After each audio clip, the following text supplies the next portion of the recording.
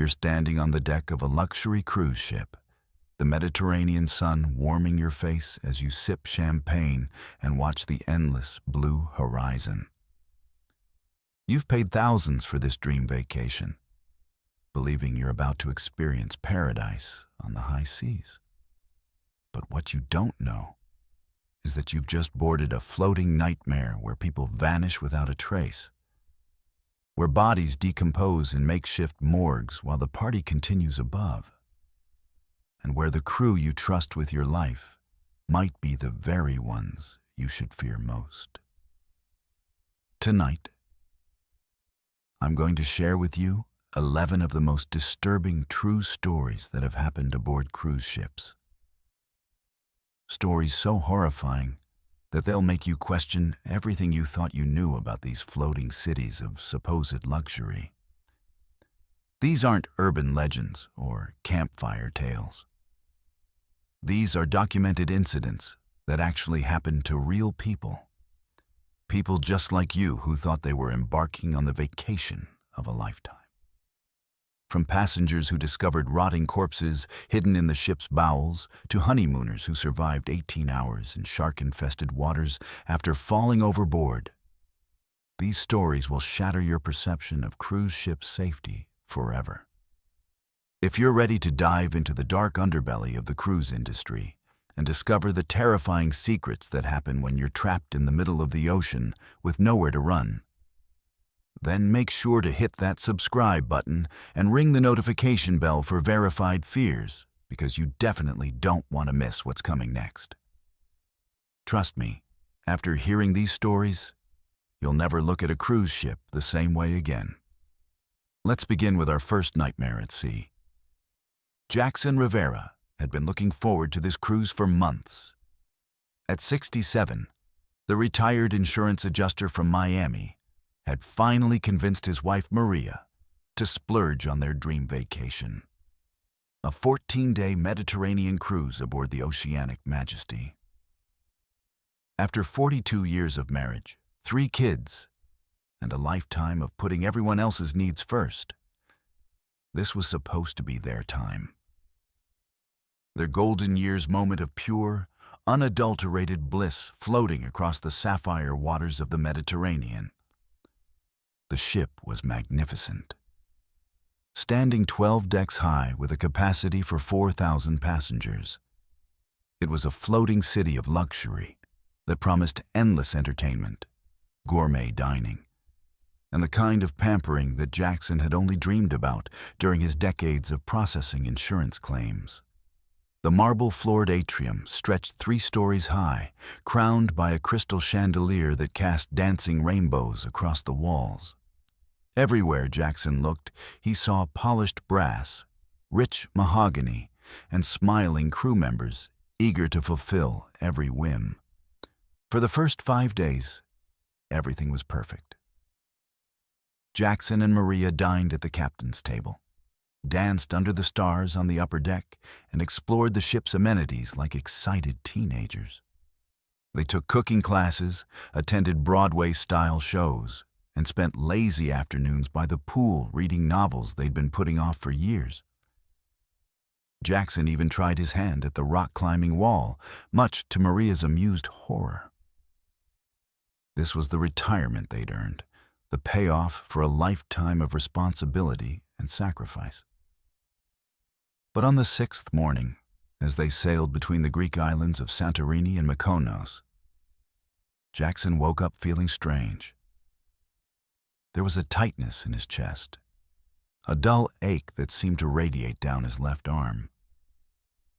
He'd been experiencing these symptoms sporadically for the past few months, but his doctor had assured him it was just stress from retirement adjustment. Nothing to worry about, he'd been told. Just take it easy and enjoy yourself. Maybe I overdid it at the buffet last night, Jackson told Maria as they dressed for breakfast. The pain was getting worse, but he didn't want to alarm his wife. This was supposed to be their perfect vacation, and he wasn't about to ruin it with health complaints. Besides, they were in the middle of the Mediterranean Sea. What could a ship's doctor do that his own physician back home couldn't? They made their way to the dining room, Jackson trying to ignore the increasing pressure in his chest. The room was bustling with the usual morning crowd, families with excited children, retired couples like themselves, and young honeymooners still glowing with newlywed bliss. The smell of fresh pastries and coffee should have been enticing, but Jackson found himself feeling nauseous. "Are you sure you're okay?" Maria asked, her brown eyes creased with concern as she watched her husband push eggs around his plate. "You look pale." "I'm fine," Jackson insisted, though sweat had begun to bead on his forehead despite the air conditioning. "Just tired. Maybe we should skip the shore excursion today and relax by the pool." But even as he spoke, Jackson knew something was seriously wrong. The pain in his chest had intensified into a crushing sensation, as if an invisible hand was squeezing his heart. His breathing became shallow and labored, each inhale requiring tremendous effort. The cheerful chatter around him seemed to fade into a distant buzz, and the elegant dining room began to spin. "Jackson!" Maria's voice sounded far away, though she was sitting right beside him. "Jackson, what's wrong?" He tried to answer, but the words wouldn't come. The crushing pain exploded through his chest like a detonation, radiating down both arms and up into his jaw. His vision blurred, and he felt himself sliding sideways in his chair. The last thing he remembered before everything went black was the sound of his coffee cup shattering on the marble floor, and Maria's desperate screams for help. What happened next would become the stuff of nightmares for Maria, and a cautionary tale that the cruise industry would desperately try to bury. The ship's medical staff responded quickly, but their small infirmary was equipped to handle minor injuries and seasickness, not major cardiac events. Despite their best efforts, Jackson Rivera was pronounced dead at 9:47 a.m., approximately 30 minutes after his massive heart attack began. The ship's doctor, Dr. Elena Vasquez, had done everything possible, but Jackson's heart had simply given out. At 67, after a lifetime of good health, he had died doing what he loved most, sharing a quiet breakfast with the woman he'd loved for nearly half a century. But this is where the story takes a dark and disturbing turn that would forever change how Maria viewed not just cruise ships, but the entire travel industry. According to standard protocol, Jackson's body should have been immediately transferred to the ship's morgue, a small refrigerated compartment designed to preserve remains until the vessel could reach the next port. However, what Maria didn't know was that the Oceanic Majesty was currently carrying 3 other deceased passengers, and the morgue was at capacity. The ship's crew, unwilling to disrupt the vacation atmosphere or deal with the logistical nightmare of an emergency port call, made a decision that would haunt Maria for the rest of her life. They placed Jackson's body in a maintenance storage room. For 6 days, as the Oceanic Majesty continued its leisurely journey through the Mediterranean, Jackson's remains lay in an unrefrigerated storage space next to paint cans and cleaning supplies. The crew told Maria that everything was being handled properly, that her husband was being cared for with dignity and respect. They assured her that his body would be transferred to proper funeral facilities as soon as they reached the next suitable port. What they didn't tell her was that without proper refrigeration, Jackson's body had begun to decompose.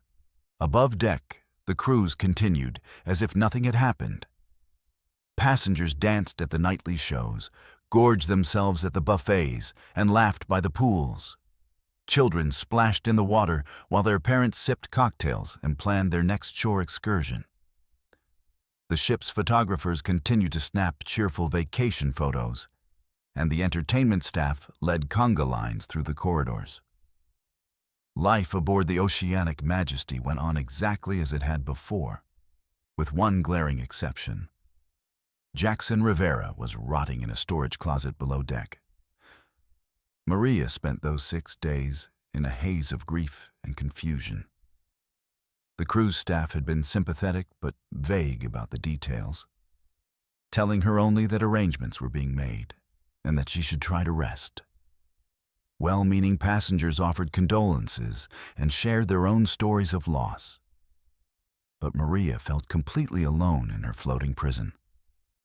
Every meal, every sunset, every moment of beauty only reminded her that Jackson wasn't there to share it with her. When the ship finally docked in Barcelona, Maria was told that she could collect her husband's remains from the local mortuary. Exhausted and emotionally drained, she made her way to the facility, expecting to find Jackson's body properly prepared for transport back to the United States. Instead, she discovered a horror that would require years of therapy to overcome. The mortuary director, a kind but direct man named Carlos Mendoza, had to gently explain to Maria that her husband's body had been severely compromised by improper storage. After 6 days without refrigeration, decomposition had advanced to the point where a traditional viewing would be impossible. The man who had been her partner for 42 years, who had laughed with her at breakfast just a week earlier, was now unrecognizable. "I'm so sorry, Mrs. Rivera," Carlos said softly, his heavily accented English filled with genuine sympathy. "But you must understand, this should never have happened. Your husband deserved better than this." The full scope of the cruise line's negligence became clear during the investigation that followed.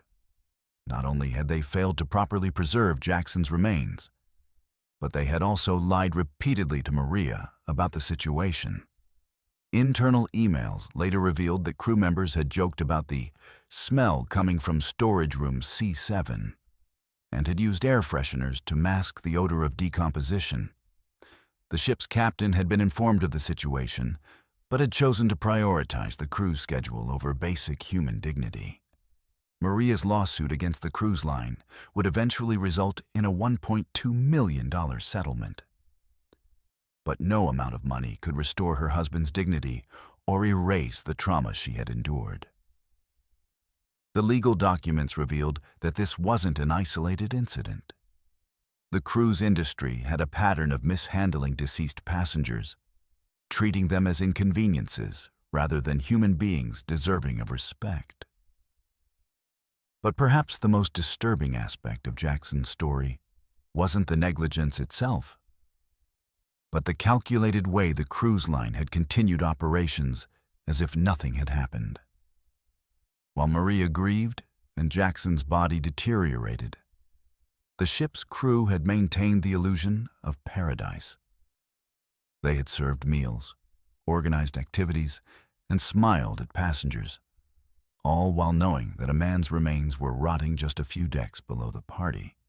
The investigation also revealed that the ship's morgue had been at capacity because the cruise line had a policy of delaying port calls for deceased passengers to avoid disrupting their schedule.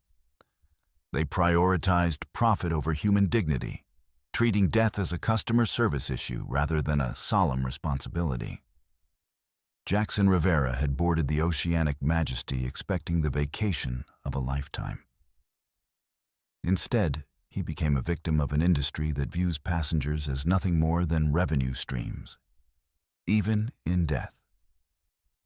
His story serves as a reminder that behind the glossy brochures and smiling advertisements, cruise ships are businesses first and foremost. And sometimes, business considerations override basic human decency. For Maria, the Mediterranean cruise that was supposed to be the beginning of their golden years became the end of her faith in the travel industry. She returned to Miami alone, carrying memories of a vacation that had transformed from a dream into a nightmare. And somewhere in the depths of the Oceanic Majesty, Storage Room C7 still carries the lingering reminder of what happens when profit margins matter more than human dignity. The cruise industry would prefer that stories like Jackson's remain buried, hidden beneath layers of legal settlements and non-disclosure agreements. But the truth has a way of surfacing, just like the bodies that are sometimes found floating in the wake of these floating cities. And sometimes, the most horrifying cruise ship stories are the ones that happen after the passengers have already died. Let's move to our second story. Peyton Williams had dreamed of this moment for years. At 28, she had finally saved enough money for the honeymoon cruise she and her husband Derek had been planning since their engagement. The Carnival Triumph stretched before them like a floating palace, its 14 decks promising endless adventure and luxury as they departed from Galveston, Texas, bound for the warm waters of the Caribbean. This was supposed to be the perfect beginning to their new life together. 5 days of pure bliss celebrating their love in paradise. The ship was magnificent in its sheer scale, carrying over 4,000 passengers and crew members. Peyton marveled at the multiple pools, the elaborate dining rooms, and the Broadway-style theater where they'd watched their first show together as a married couple. Their interior cabin on Deck 6 was small but cozy, and they'd spent their first night giggling like teenagers as they explored every amenity the ship had to offer. The buffet alone seemed to stretch for miles, offering everything from sushi to barbecue, and Peyton had already taken dozens of photos to share with friends back home.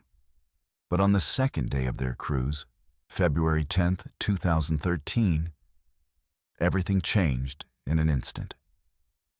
Peyton was lounging by the pool, reading a romance novel and sipping a frozen daiquiri, when she heard the ship's alarm system blare to life. The sound was unlike anything she'd ever heard. A deep, penetrating wail that seemed to come from the very bones of the vessel. Around her, passengers looked up from their drinks and conversations, confusion etched on their sun-kissed faces. The ship's cheerful background music cut off abruptly, replaced by an eerie silence that made Peyton's skin crawl. "Ladies and gentlemen," came the captain's voice over the intercom, his usual jovial tone replaced by something much more serious. "We are experiencing a technical difficulty in the engine room. Please remain calm and await further instructions." Derek found Peyton at the pool 20 minutes later, his face pale despite his tropical tan. "I was talking to one of the crew members," he whispered, pulling her aside. "There's been a fire in the engine room. They've lost power to the main engines." At first, the situation seemed manageable. The crew assured passengers that backup generators would maintain essential services while repairs were made. The ship's entertainment staff even organized impromptu deck parties, encouraging everyone to make the best of an unexpected adventure. Peyton and Derek joined a conga line that snaked around the upper deck, laughing and dancing as if nothing was wrong. The bar remained open, the music played on, and for a few hours, it almost felt like a unique bonding experience, something they'd laugh about for years to come. But as the hours turned into a full day, the reality of their situation began to sink in. The Carnival Triumph was dead in the water, drifting aimlessly in the Gulf of Mexico with no power to its main engines. The air conditioning had failed, and the ship's interior temperature began to climb steadily. By the second day, it was sweltering inside the corridors, and passengers had begun gathering on the outer decks simply to escape the suffocating heat below. Then the toilets stopped working. With no power to the ship's sewage system, the bathrooms became unusable within hours. Peyton first noticed the smell during what should have been a romantic dinner at the ship's main dining room. It was subtle at first, a faint, unpleasant odor that seemed to drift in and out with the ship's gentle rocking. But as the evening progressed, the smell intensified, becoming a nauseating stench that made eating impossible. "This is disgusting," Derek muttered, pushing away his plate of what had been advertised as prime rib but now seemed revolting in the face of the overwhelming odor. How are we supposed to eat with this smell? By the third day, the situation had deteriorated into something resembling a floating nightmare. The sewage system had completely failed, and raw waste began backing up into passenger bathrooms and corridors. Peyton watched in horror as brown water seeped under their cabin door, forcing them to pile towels around the entrance in a desperate attempt to keep the filth out. The carpets in the hallways were soaked with sewage, and passengers had to navigate the ship's interior wearing plastic bags over their shoes. The crew distributed red biohazard bags to every passenger, explaining with barely concealed panic that these would serve as their toilets for the remainder of the voyage. Peyton stared at the flimsy plastic bag in her hands, unable to comprehend that this was what her dream honeymoon had become. Around her, fellow passengers were having similar realizations. Families with young children, elderly couples celebrating anniversaries, and other newlyweds like herself, all reduced to using plastic bags as bathroom facilities. "I can't do this," Peyton whispered to Derek as they stood in line for food distribution on the ship's upper deck. The formal dining rooms had been abandoned due to the overwhelming stench, and meals were now being served outside in a desperate attempt to maintain some semblance of normalcy. This isn't how our honeymoon was supposed to go.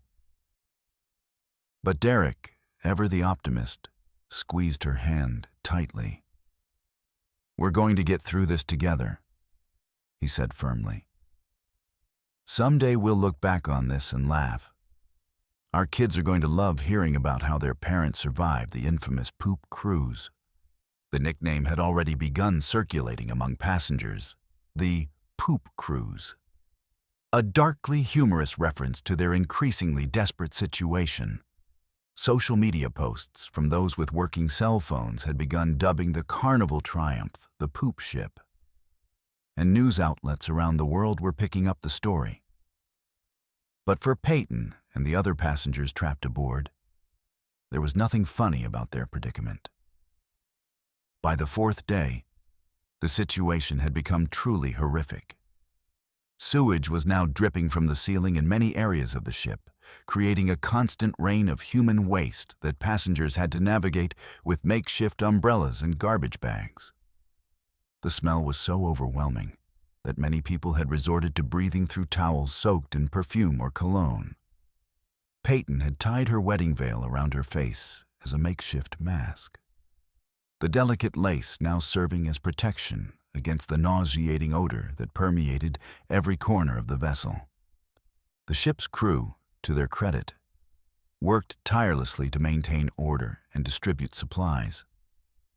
They organized bucket brigades to collect rainwater for drinking, since the ship's water system had also been compromised. Peyton found herself working alongside strangers, passing containers of precious fresh water from person to person, united in their shared misery and determination to survive.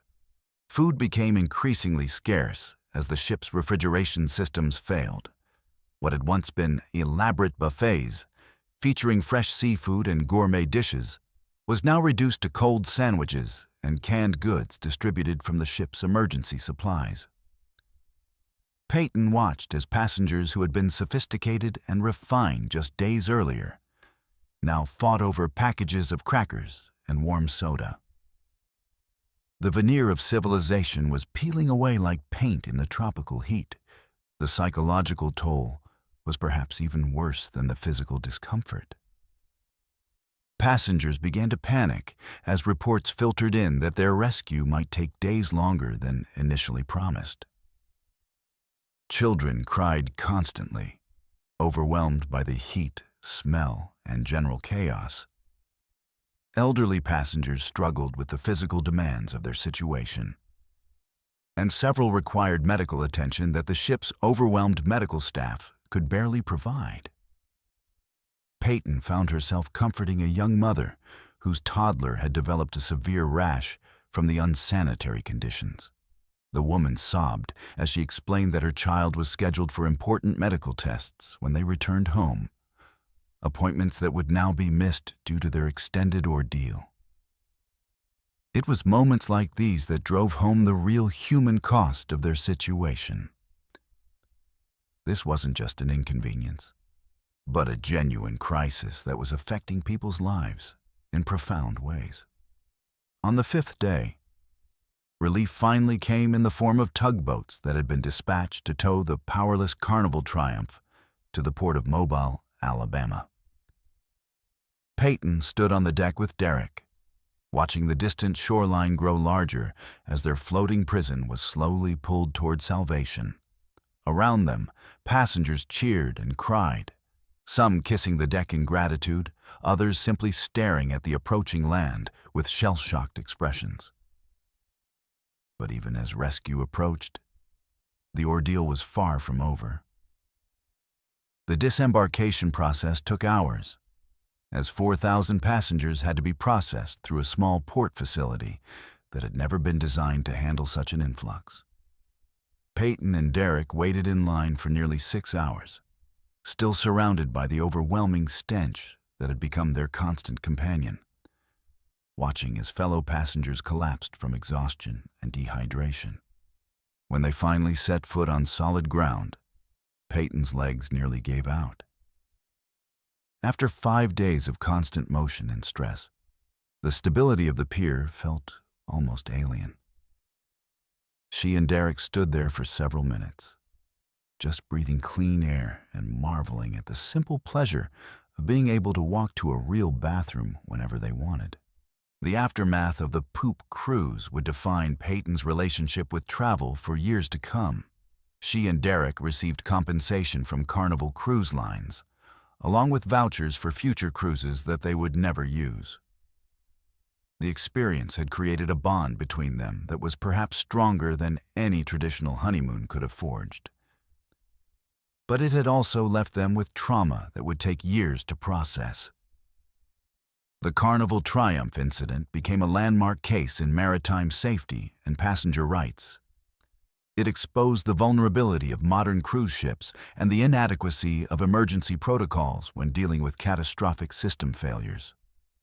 But for Peyton, it would always be remembered as the honeymoon that taught her that paradise can become hell in the span of a single moment, and that survival sometimes requires abandoning dignity in favor of basic human endurance. Years later, when friends asked about their honeymoon, Peyton would smile ruefully and explain that they'd learned more about each other in those 5 days than many couples learn in a lifetime. They'd seen each other at their absolute worst, exhausted, filthy, and desperate, and had chosen to love each other anyway.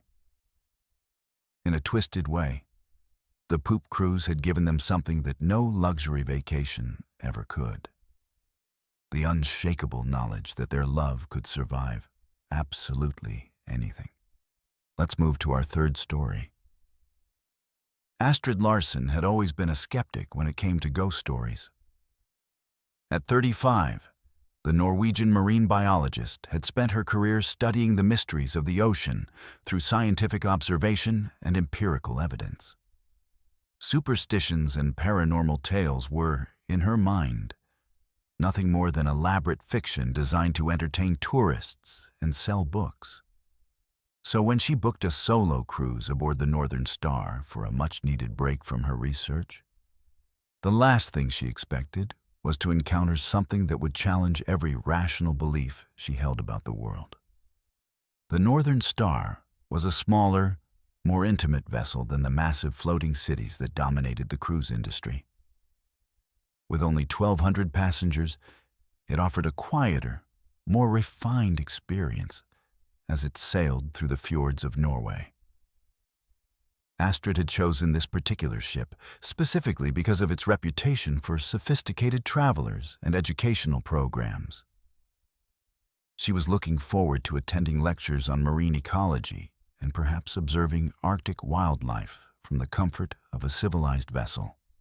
Her cabin, 7B, was located on the ship's 7th deck, midway between the main dining areas and the observation lounges. It was a modest interior stateroom with a small sitting area, a comfortable bed, and a compact bathroom. The decor was understated but elegant, featuring rich blues and whites that evoked the Nordic seas. When Astrid first entered the cabin, she was pleased with its cozy atmosphere and the attention to detail in its furnishings. But from the very first night, something felt wrong.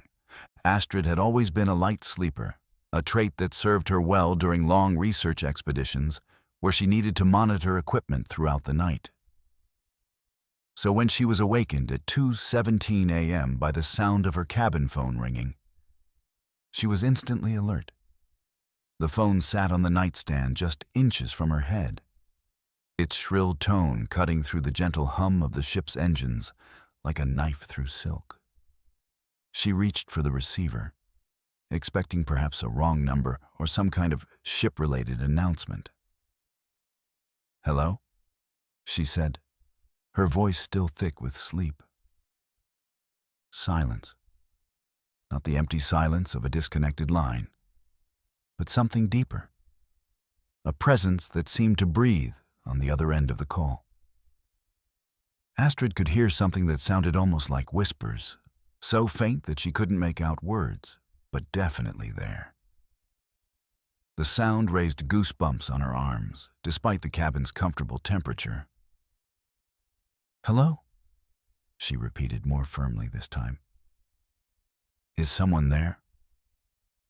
The line went dead. Astrid hung up the phone and tried to dismiss the incident as a technical glitch. Cruise ships were floating cities with complex communication systems, and crossed wires or electronic malfunctions were hardly supernatural phenomena. She made a mental note to mention it to guest services in the morning and settled back into her pillow, determined to get back to sleep. But sleep wouldn't come. As she lay in the darkness, Astrid became increasingly aware of the sounds around her. The ship's normal operational noises, the hum of ventilation systems, the distant throb of engines, the occasional creak of metal expanding and contracting, seemed amplified and somehow different. There was an underlying sound that she couldn't identify, a low groaning that seemed to come from within the walls themselves. The next morning, Astrid mentioned the phone call to the guest services desk. The cheerful young woman behind the counter, whose name tag read Sasha, listened politely but didn't seem particularly concerned. "I'm sorry about that, doctor." "Larson," Sasha said with a practiced smile. "We've been having some issues with our phone system lately. I'll have our technical team look into it. In the meantime, if you receive any more unwanted calls, just unplug the phone." Astrid nodded, satisfied with the explanation. She spent the day attending lectures and exploring the ship's facilities, gradually forgetting about the previous night's disturbance. The ship's naturalist gave a fascinating presentation on Arctic marine life, and she enjoyed a quiet dinner while watching the Norwegian coastline drift by through the dining room's panoramic windows. But that night, the phone rang again. This time, Astrid was ready. She had unplugged the phone before going to bed, following Sasha's advice. So when she heard the familiar shrill ring at exactly 2:17 a.m., she sat up in bed with a start. The phone was clearly unplugged. She could see the cord lying on the nightstand, disconnected from the wall jack.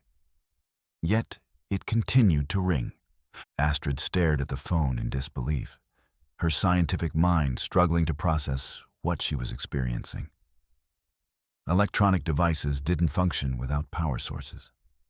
This was impossible. But the ringing continued, mechanical and insistent, echoing through her cabin like a demand for attention. Against her better judgment, she picked up the receiver. "Who is this?" she demanded, her voice sharper than she intended. This time, the whispers were clearer. She could make out fragments of words, spoken in what sounded like multiple voices overlapping each other. The language was unfamiliar, but the tone was unmistakably distressed. Pleading, desperate, filled with a sadness that seemed to reach through the phone line and wrap around her heart like ice. "Please," she heard distinctly, the word cutting through the other whispers like a blade. "Please, help." The line went dead, and Astrid was left holding a phone that couldn't possibly have been working. She examined the device carefully, checking every connection, but there was no way it could have received or transmitted a call. The cord was definitely unplugged, and there were no batteries or alternative power sources visible. Sleep was impossible after that.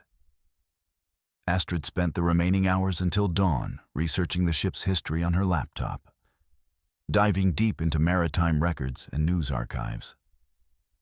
What she discovered made her blood run cold. The Northern Star had been in service for less than 5 years, but it had been built using salvaged materials from several older vessels. The phone system, according to technical specifications she found in a maritime industry journal, incorporated components from a ship called the Midnight Sun, which had been decommissioned after a tragic accident in 2018. The Midnight Sun had been carrying Norwegian passengers on a similar Arctic cruise when it encountered a severe storm. The ship had suffered catastrophic damage, and 17 passengers had died when their lifeboat capsized during the evacuation. The victims had been trapped in the freezing water for hours, calling desperately for help that never came. Astrid's hands trembled as she read the passenger manifest from that doomed voyage. Among the victims were entire families, elderly couples, and young professionals. People who had simply wanted to experience the beauty of the Arctic, just like her. The thought that their final moments had been spent crying out for rescue that never arrived filled her with a profound sadness that she couldn't shake. The third night, Astrid decided to stay awake and wait for the phone call. She positioned herself in the cabin's small chair, laptop open, documenting everything she experienced. At 2:17 a.m., the phone rang again, even though she had not only unplugged it, but had also removed the batteries from the base unit. This time, when she answered, the voices were clearer than ever. She could hear names being called: Eric, Mama, help us, and what sounded like prayers in Norwegian. The desperation in those voices was overwhelming, and Astrid found herself crying as she listened to what could only be described as the final pleas of people who had died in terror and confusion. "I hear you," she whispered into the phone. "I know what happened to you. I'm sorry.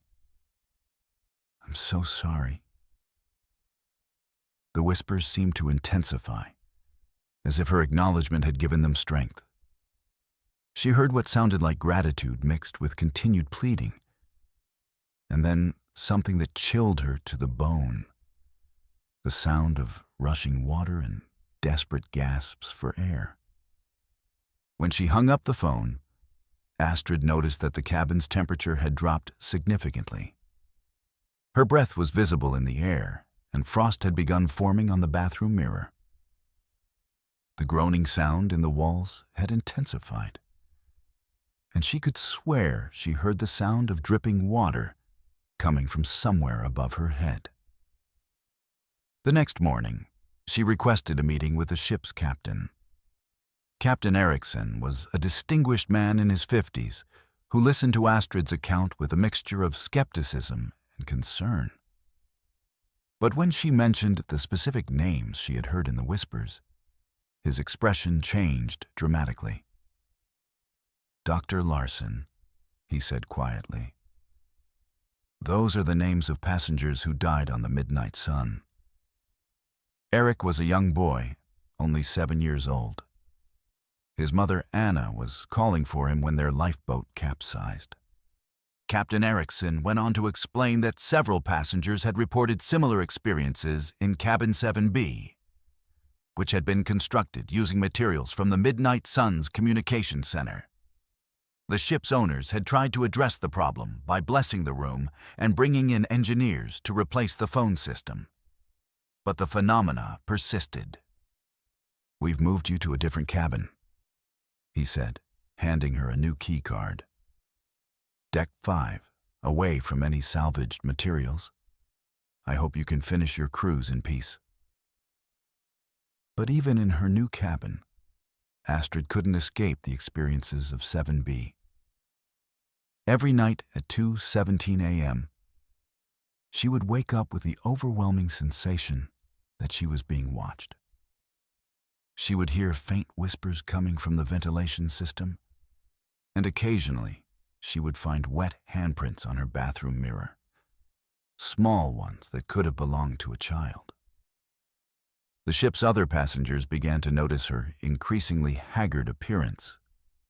Fellow travelers would approach her with concern, asking if she was feeling well or if she needed medical attention. But how could she explain that she was being contacted by the dead? That the victims of a maritime disaster were somehow reaching out to her through the ship's infrastructure? On her final night aboard the Northern Star, Astrid made a decision that would change her life forever. She returned to Cabin 7B. The room was supposed to be empty. The ship's crew had stopped booking passengers into it after too many complaints.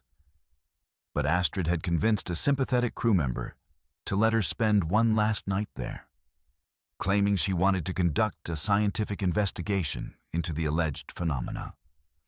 At 2:17 a.m., the phone rang for the final time. When Astrid answered, the voices were different, calmer, more peaceful. She heard what sounded like expressions of gratitude, and then, clearly and distinctly, a child's voice saying, "Thank you, lady. We can rest now." The line went dead, and Astrid felt a profound sense of peace settle over the cabin. The temperature returned to normal.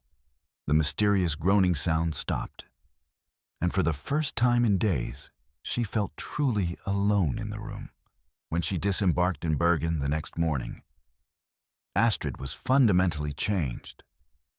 The scientist who had boarded the ship believing only in empirical evidence had been replaced by someone who understood that the ocean holds mysteries that cannot be explained by conventional means. She had been chosen, somehow, to help troubled souls find peace, and that responsibility would guide her actions for the rest of her life. The Northern Star continued its regular cruise schedule, but Cabin 7B remained empty. The ship's crew reported that the strange phenomena had stopped completely after Astrid's final night in the room, as if her acknowledgement of the victims had somehow allowed them to move on to whatever comes after death. For Astrid, the experience marked the beginning of a new chapter in her life. She continued her marine biology research, but she also began investigating other maritime mysteries, documenting cases where the line between the living and the dead seemed to blur. She had learned that some stories are too important to be dismissed as mere superstition, and that sometimes the most profound truth can be found in the spaces between science and the supernatural. The phone calls had stopped, but the memory of those desperate voices would stay with her forever. A reminder that the ocean never truly gives up its dead, and sometimes they find ways to reach out to the living, seeking the peace that can only come from being heard, acknowledged, and remembered. Let's move to our fourth story. Marcus Rivera never should have been on that cruise ship balcony with Diana Walsh at 2:30 in the morning. He certainly never should have been drinking whiskey straight from the bottle while his wife slept peacefully in their cabin 3 decks below. And he definitely never should have been having an affair with his business partner's wife during what was supposed to be a company retreat cruise through the Caribbean. But poor decisions had a way of cascading into catastrophe. And Marcus was about to learn that lesson in the most terrifying way possible. The Caribbean Princess was a floating palace designed for corporate events and luxury vacations. Marcus's marketing firm had chartered the ship for their annual company retreat, bringing along 200 employees and their families for a week of team-building activities and tropical relaxation. It should have been a perfect opportunity to strengthen professional relationships and reward his hard-working staff. Instead, it had become the setting for a forbidden romance that was about to turn deadly. Diana Walsh was everything Marcus's wife, Jennifer, wasn't. Spontaneous, reckless, and dangerously seductive. Where Jennifer was conservative and practical, Diana was wild and unpredictable. She had been pursuing Marcus for months, sending him suggestive texts during board meetings and finding excuses to work late when she knew he'd be in the office alone. The cruise had provided the perfect opportunity for their relationship to escalate beyond flirtation into something much more dangerous. They had been meeting secretly every night on the ship's upper deck, sharing drinks and stolen kisses while their respective spouses attended the evening entertainment programs. It was a thrilling game of deception that made Marcus feel alive in a way he hadn't experienced in years. The danger of being caught only added to the excitement, and the tropical setting made everything feel like a scene from a romantic movie. But on this particular night, both Marcus and Diana had been drinking heavily. They had started with champagne at the captain's dinner, moved on to wine during the late-night jazz performance, and finally graduated to the bottle of premium whiskey that Marcus had smuggled up to the balcony from the ship's duty-free shop. The alcohol had made them careless, their voices louder, their movements less coordinated. "We could do this forever," Diana whispered, wrapping her arms around Marcus's neck as they swayed together on the narrow balcony. The ocean stretched endlessly in all directions, dark and mysterious under the star-filled sky. Just disappear together. Start over somewhere new. Marcus laughed, the sound slightly slurred but genuine.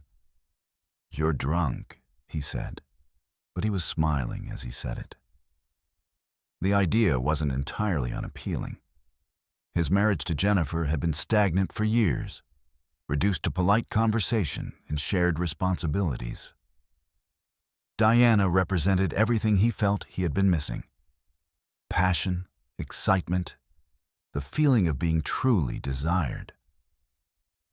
"Maybe I am," Diana replied, pressing closer to him. "But I'm also serious. We could make this work, Marcus. We could be happy."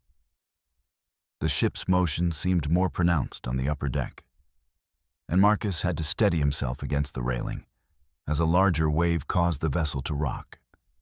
The whiskey bottle slipped from his hand, shattering on the balcony floor and sending amber liquid cascading toward the drain. The sound was startling in the quiet night, and both Marcus and Diana froze, suddenly aware of how exposed they were. "We should go back," Marcus said, his practical side finally asserting itself through the alcohol-induced haze. "If someone sees us..." But Diana wasn't ready to end their romantic encounter. She pulled him closer, her lips finding his in a passionate kiss that tasted of whiskey and danger. Marcus felt himself responding despite his better judgment, his hands tangling in her hair as they pressed against each other in the narrow balcony space. It was their desperate embrace that saved their lives and nearly ended them at the same time. As they kissed, Marcus stepped backward, his foot slipping on the spilled whiskey. He grabbed for the railing to steady himself, but his grip was compromised by the alcohol and the slick surface. Diana, still clinging to him, was pulled along as he tumbled over the safety barrier. In a moment of pure instinct, she wrapped her arms around his waist, and together they plummeted 40 feet into the dark Caribbean waters below. The impact was like hitting concrete. Marcus felt the air driven from his lungs as he struck the water, the cold ocean shocking his system and instantly sobering him. Beside him, Diana surfaced, gasping and sputtering, her evening dress already dragging her down with its waterlogged weight. Above them, the massive cruise ship continued its steady course, its lights growing smaller with each passing second. "Help!" Diana screamed, her voice barely audible over the sound of the ship's engines and the gentle lapping of waves. "Somebody help us." But Marcus realized with growing horror that no one had witnessed their fall. The company retreat passengers were all in their cabins or enjoying the late-night entertainment venues. The ship's crew was focused on their duties, and the upper deck balconies were supposed to be empty at this hour. They had chosen the perfect location for their secret meetings, and now that isolation was going to kill them. The Caribbean Princess was already several hundred yards away, its massive bulk disappearing into the darkness like a floating city, abandoning them to the merciless ocean. Marcus treaded water desperately, his business suit becoming increasingly heavy as it absorbed seawater. Beside him, Diana was struggling even more, her dress acting like an anchor that threatened to drag her beneath the surface. "We have to get out of these clothes," Marcus gasped, his voice barely audible over the sound of waves. "They're going to drag us down." With tremendous effort, Marcus managed to shed his suit jacket and shoes, immediately feeling lighter in the water. Diana was having more difficulty with her dress, and Marcus had to help her remove the heavy fabric while both of them fought to stay afloat. The process was exhausting and terrifying, made worse by the realization that they were completely alone in the vast ocean with no hope of immediate rescue. "How long do you think we can survive out here?" Diana asked, her voice tight with panic as she struggled to keep her head above water. Marcus tried to calculate their chances, but the numbers were terrifying. The water temperature was probably around 78 degrees, warm enough to prevent immediate hypothermia, but cold enough to sap their strength over time. Without life preservers or flotation devices, they would have to rely on their swimming ability and sheer determination to survive until rescue arrived. If rescue arrived, it was Diana who came up with a solution that would ultimately save their lives. "Our genes," she said suddenly, her voice cutting through Marcus's growing despair. "I remember reading something about using pants as flotation devices." Marcus had heard the same survival tip, though he'd never imagined he would have to put it into practice. Working together, they managed to remove their remaining clothes while treading water, a process that required incredible coordination and trust. Then, following half-remembered instructions from survival guides, they tied off the legs of their jeans and inflated them by trapping air inside the fabric. The makeshift flotation devices were far from perfect, but they provided enough buoyancy to keep their heads above water without constant effort. Marcus felt a surge of hope as he realized they might actually have a chance of surviving until morning, when their absence would surely be noticed and a search would begin. But surviving the night was only the beginning of their ordeal. As the hours passed, Marcus and Diana found themselves facing challenges they had never imagined. The ocean at night was alive with creatures that seemed drawn to their presence. Jellyfish drifted past like ghostly umbrellas, their translucent bodies pulsing with an eerie bioluminescence. Several times, Marcus felt tentacles brush against his legs, sending jolts of stinging pain through his body. "Don't panic," he told Diana as she cried out after another jellyfish encounter. "The stings hurt, but they're not fatal. We just have to endure it." But the jellyfish were nothing compared to the psychological terror of being lost at sea. Every shadow in the water could be a shark. Every sound could be a predator approaching.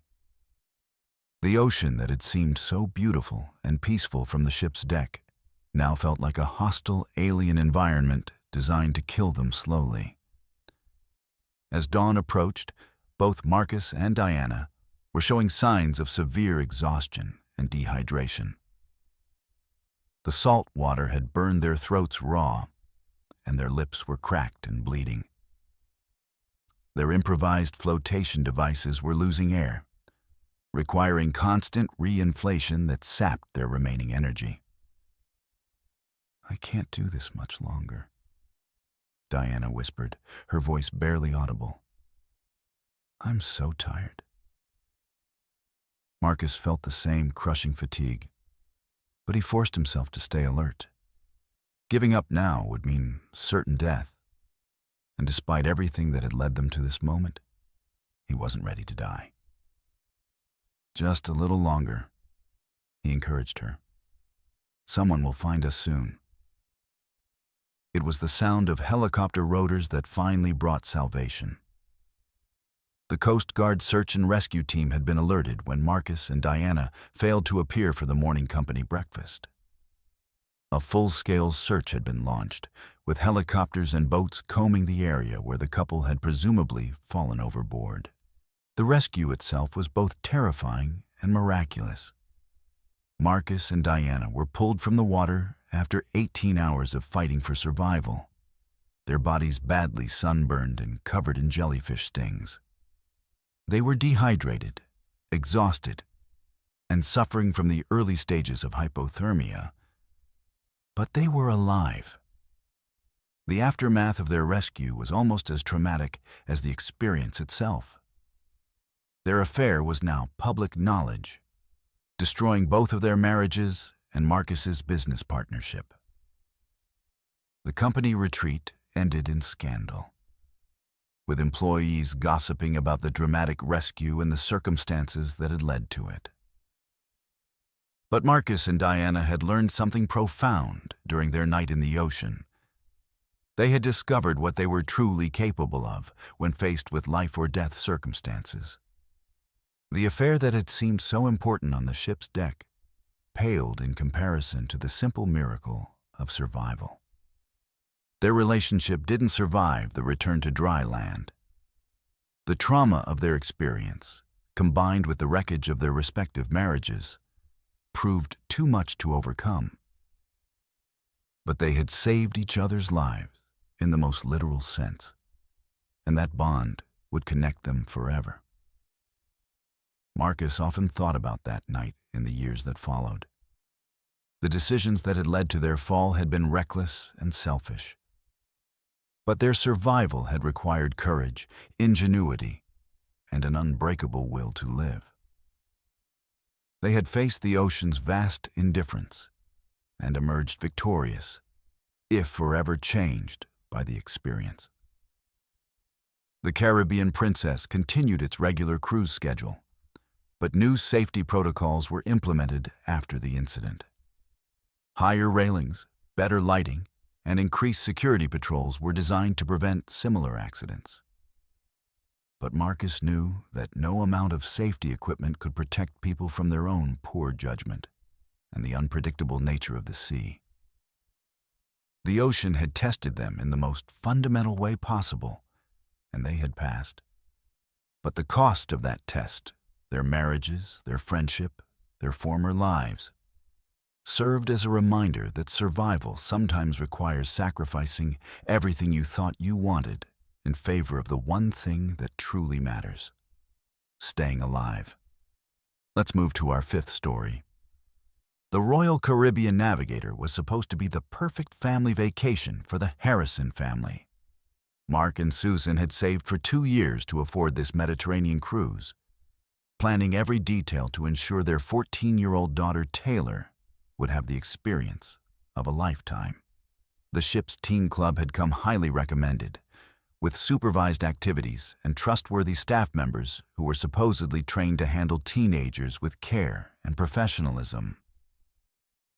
What they didn't know was that predators often seek out positions that give them access to vulnerable young people.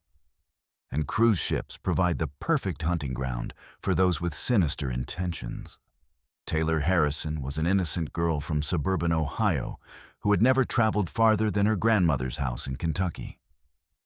At 14, she was at that awkward age where she wanted to be treated like an adult, but still needed the protection and guidance of her parents. The cruise represented freedom and adventure, a chance to explore independence while still being safely supervised. She was excited about the teen club activities and the opportunity to meet other young people from around the world. The teen club coordinator was a charming 26-year-old man named Jake Morrison, who had been working on cruise ships for 3 years. He was handsome, charismatic, and had an easy way with teenagers that made parents feel comfortable leaving their children in his care. Jake had impeccable references and had passed all the background checks required for working with minors. What the cruise line didn't know was that Jake had perfected the art of manipulation, carefully crafting his persona to gain the trust of both parents and children. From the moment Taylor entered the teen club, Jake singled her out for special attention. He complimented her intelligence, praised her maturity, and made her feel like she was the most interesting person on the ship. For a teenager who often felt overlooked and awkward, this attention was intoxicating. Jake had a gift for making young people feel special and mature, and Taylor quickly developed what she thought was a friendship with the cool older guy who seemed to understand her better than anyone else. "You're not like the other kids," Jake told Taylor during their second day at sea, his voice low and conspiratorial as they stood apart from the group during a deck game. "You're more mature, more thoughtful. I can tell you're going to do great things with your life." Taylor blushed at the compliment, feeling a warmth spread through her chest that she didn't quite understand. No adult had ever spoken to her like this before, like she was an equal, like her thoughts and opinions mattered. Her parents, while loving, still treated her like a child, and her teachers at school saw her as just another student to manage. Jake made her feel special in a way that was completely new and thrilling. Over the next few days, Jake began isolating Taylor from the other teenagers, convincing her that she was too sophisticated for their childish games and conversations. He would invite her to help him with special projects, like organizing supplies or planning activities, tasks that required them to be alone together in storage rooms or empty areas of the ship. These moments of privacy allowed Jake to gradually break down Taylor's boundaries, testing how far he could push without triggering her alarm bells. "I really appreciate your help," Jake would say, standing closer to her than necessary as they sorted through activity supplies. "You're so much more responsible than the other kids. I feel like I can trust you with important things." The grooming process was methodical and calculated. Jake would share personal stories about his own difficult childhood, creating a sense of intimacy and trust. He would ask Taylor about her family problems, her insecurities, and her dreams for the future, gathering information he could use to manipulate her emotions. When Taylor mentioned feeling misunderstood by her parents, Jake would nod sympathetically and tell her that adults often failed to recognize the maturity of young people like her. By the 4th day of the cruise, Jake had successfully isolated Taylor from her peers and established himself as her primary source of validation and attention. He began introducing physical contact gradually, a hand on her shoulder, a hug that lasted a little too long. Casual touches that made Taylor feel both excited and confused.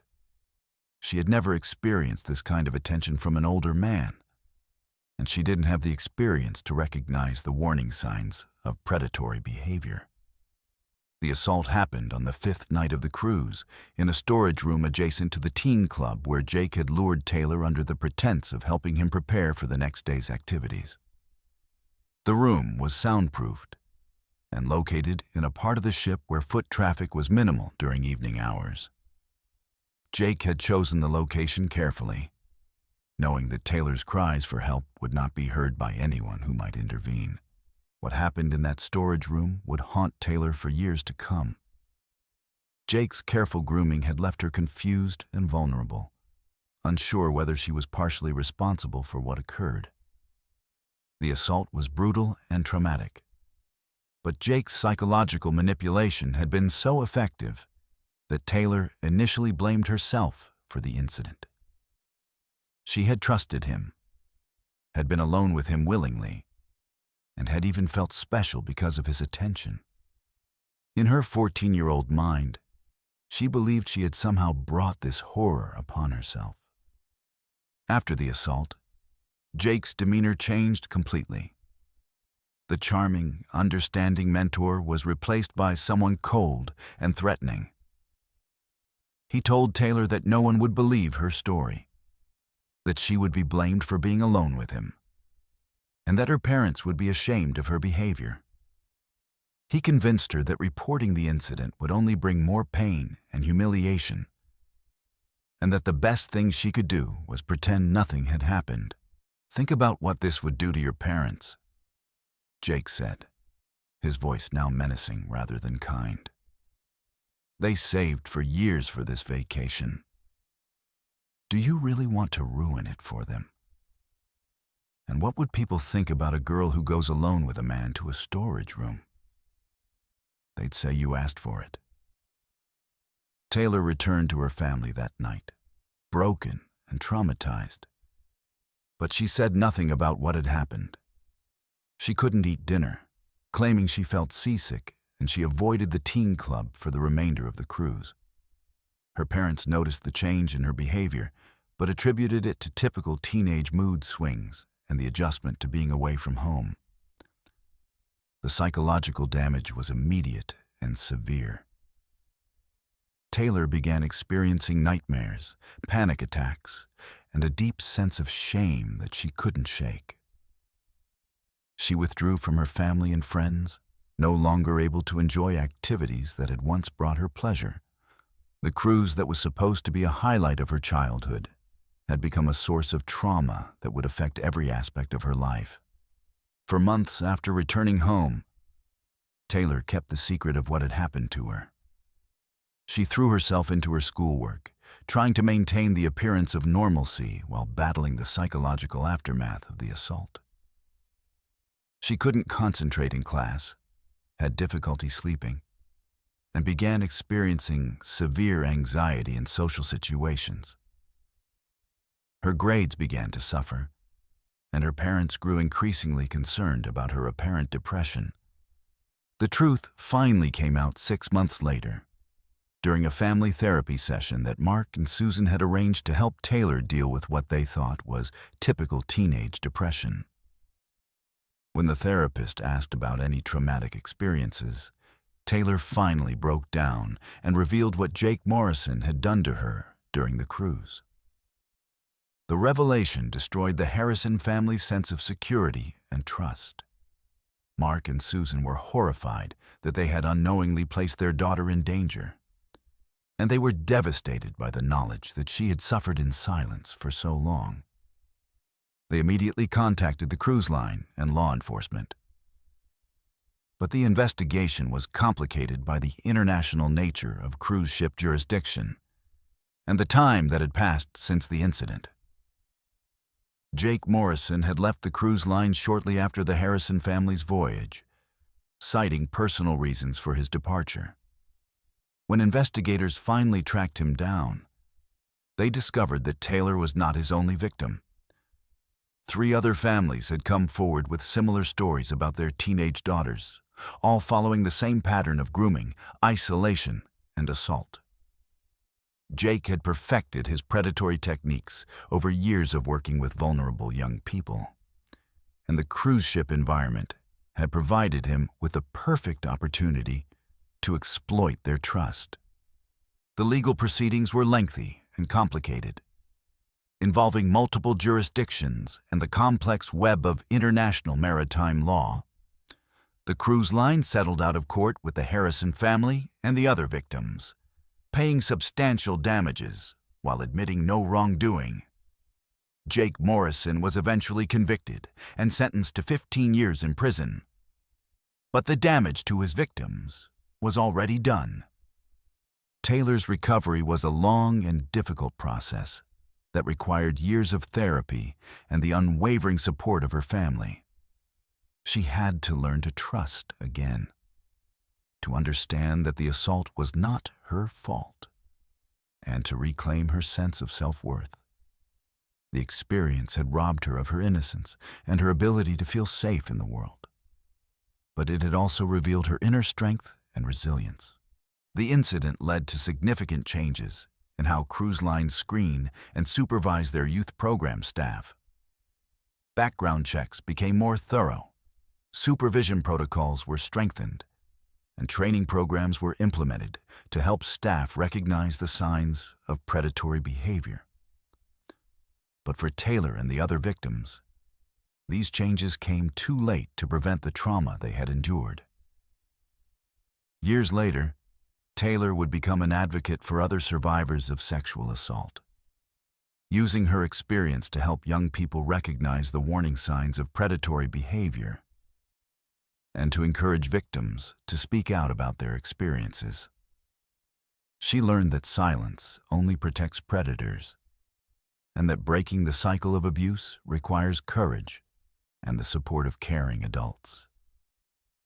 The cruise industry's dirty secret is that predators are drawn to environments where they have access to vulnerable young people, and cruise ships provide the perfect hunting ground for those with sinister intentions. The isolated nature of ships at sea, combined with a relaxed vacation atmosphere, creates conditions where abuse can occur and victims can be silenced. Taylor's story is not unique. It is representative of countless young people who have been victimized by trusted authority figures in positions of power. For Mark and Susan Harrison, the experience forever changed how they viewed their role as parents and protectors. They learned that evil can hide behind a friendly smile and impressive credentials, and that their most important job was not to provide their daughter with perfect experiences, but to create an environment where she felt safe enough to tell them when something was wrong. The Royal Caribbean Navigator continues to sail the Mediterranean, carrying new families on dream vacations and creating memories that will last a lifetime. But for those who know the truth about what can happen in the hidden corners of these floating cities, the sparkle of the ocean and the promise of adventure will always be tinged with the knowledge that predators walk among us, waiting for the perfect opportunity to strike. Taylor's story serves as a reminder that the most dangerous threats to our children often come from those we trust most, and that the price of safety is eternal vigilance. In a world where predators actively seek out positions of authority and trust, parents must remain alert to the signs of grooming and manipulation, and children must be taught that adults who ask them to keep secrets are not to be trusted. The teen club might look like innocent fun from the outside, but for Taylor Harrison, it became the setting for a nightmare that would haunt her for years to come.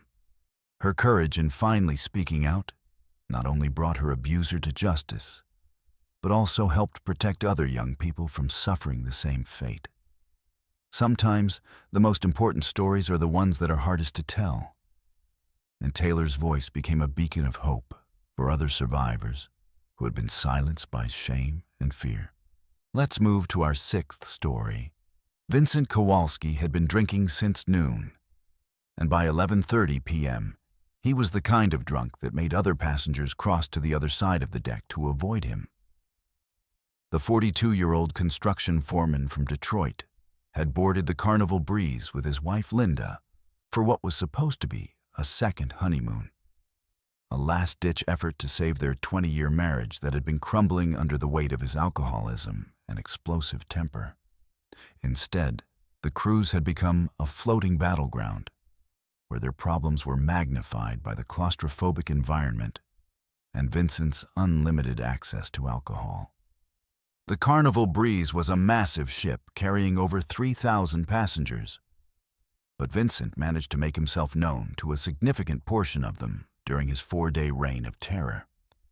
He had been cut off from 3 different bars, had gotten into a screaming match with a family at the buffet, and had made several female passengers uncomfortable with his aggressive behavior and inappropriate comments. The ship's security team had already issued 2 warnings, and Vincent was teetering on the edge of being confined to his cabin for the remainder of the voyage. Linda Kowalski was a patient woman who had endured 2 decades of Vincent's drinking and the accompanying verbal abuse that came with it. She had hoped that the cruise would provide a neutral environment where they could rediscover the love that had once brought them together. Instead, she found herself apologizing to strangers for her husband's behavior and spending most of her time hiding in their cabin to avoid the embarrassment of being seen with him in public. The final confrontation began in the ship's main dining room during the late dinner seating. Vincent had somehow managed to convince a server to bring him drinks, despite being officially cut off, and he was holding court at their table with a group of reluctant listeners who were too polite to walk away. His voice was loud and slurred as he regaled them with increasingly inappropriate stories about his construction work and his opinions about various ethnic groups. "You know what your problem is?" Vincent suddenly turned to Linda, his bloodshot eyes focusing on her with a cruel intensity that she had learned to fear. "You're a frigid bitch who can't stand to see a man have a good time. That's why our marriage is shit." The other diners at nearby tables fell silent, their conversation stopping as they stared at the unfolding domestic drama. Linda felt her cheeks burn with humiliation as she realized that dozens of people were witnessing her husband's latest tirade. She had endured this kind of verbal assault countless times in the privacy of their own home. But having it happen in public was a new level of degradation. "Vincent, please," she whispered, her voice barely audible over the dining room's ambient noise. "Can we just go back to our room? People are staring." But Vincent was beyond reason, his alcohol-soaked brain interpreting her request as a challenge to his authority. He slammed his glass down on the table, sending wine splashing across the white tablecloth and onto the dress of a woman at the adjacent table. The crash was loud enough to get the attention of the entire dining room, and conversation stopped as people turned to stare at the source of the disturbance. "Don't you dare tell me what to do," Vincent snarled, his voice carrying across the previously civilized dining room. "I paid for this fucking cruise, and I'll do whatever I want. If you don't like it, you can get the hell out." Linda stood up slowly, her hands shaking as she placed her napkin on the table. She had reached her breaking point after 20 years of marriage, and something inside her finally snapped. The humiliation of having her personal life exposed in front of hundreds of strangers was the final straw that broke her resolve to maintain their facade of normalcy. "I want a divorce," she said quietly, but her words carried clearly in the suddenly silent dining room. "I can't do this anymore, Vincent. I'm done." The words hit Vincent like a physical blow, sobering him slightly, but also igniting a rage that was visible to everyone in the room. He stood up so quickly that his chair toppled backward, and for a moment, Linda thought he might actually strike her in front of all these witnesses. Instead, he turned and stormed out of the dining room, pushing past servers and knocking over a wine display in his fury. Linda followed him at a distance, knowing that his anger would need time to burn itself out before she could safely be alone with him. She had learned over the years to read the signs of his explosive temper, and she knew that confronting him immediately would only make things worse. But she also knew that she couldn't let him drink himself into complete oblivion. They still had 3 more days on the ship, and she needed to limit the damage he could cause. By the time she reached their cabin on Deck 9, Vincent had already opened the sliding door to their balcony and was standing at the railing with a bottle of whiskey he had apparently stolen from the dining room. The sight of him drinking directly from the bottle while leaning against the safety barrier made Linda's stomach clench with fear. The balcony was 30 feet above the ocean, and Vincent's coordination was severely impaired by alcohol. "Vincent, please come inside," she said, trying to keep her voice calm and non-threatening. "You're scaring me."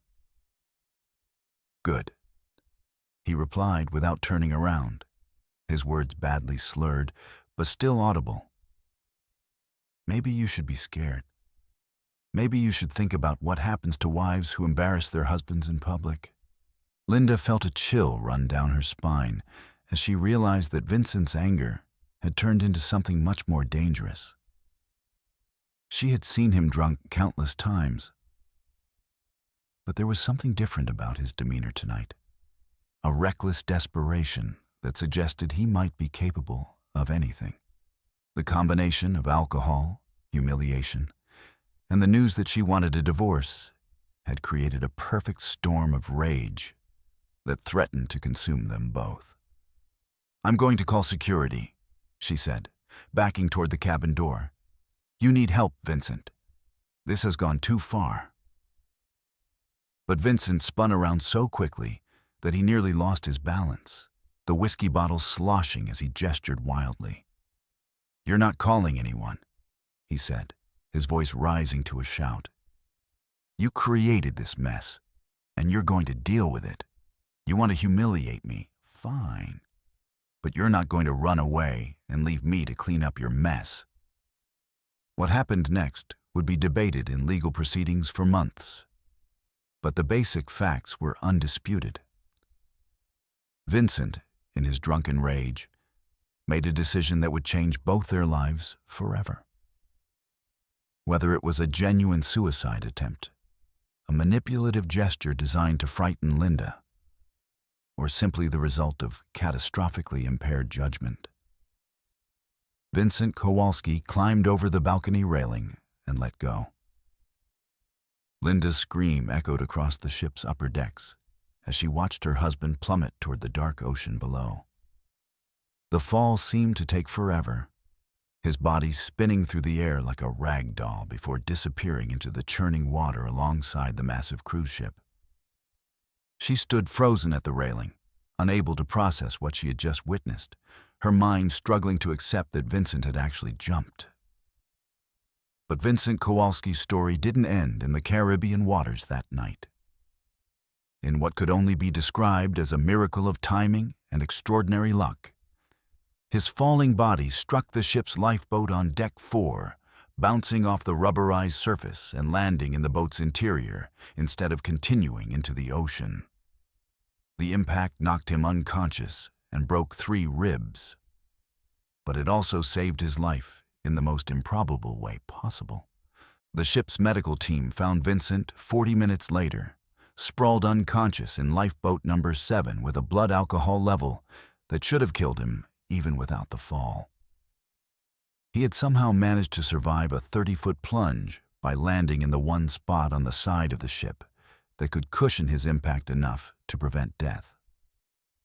The odds of such a landing were astronomically small, leading some crew members to joke that Vincent was either incredibly lucky or too drunk to die.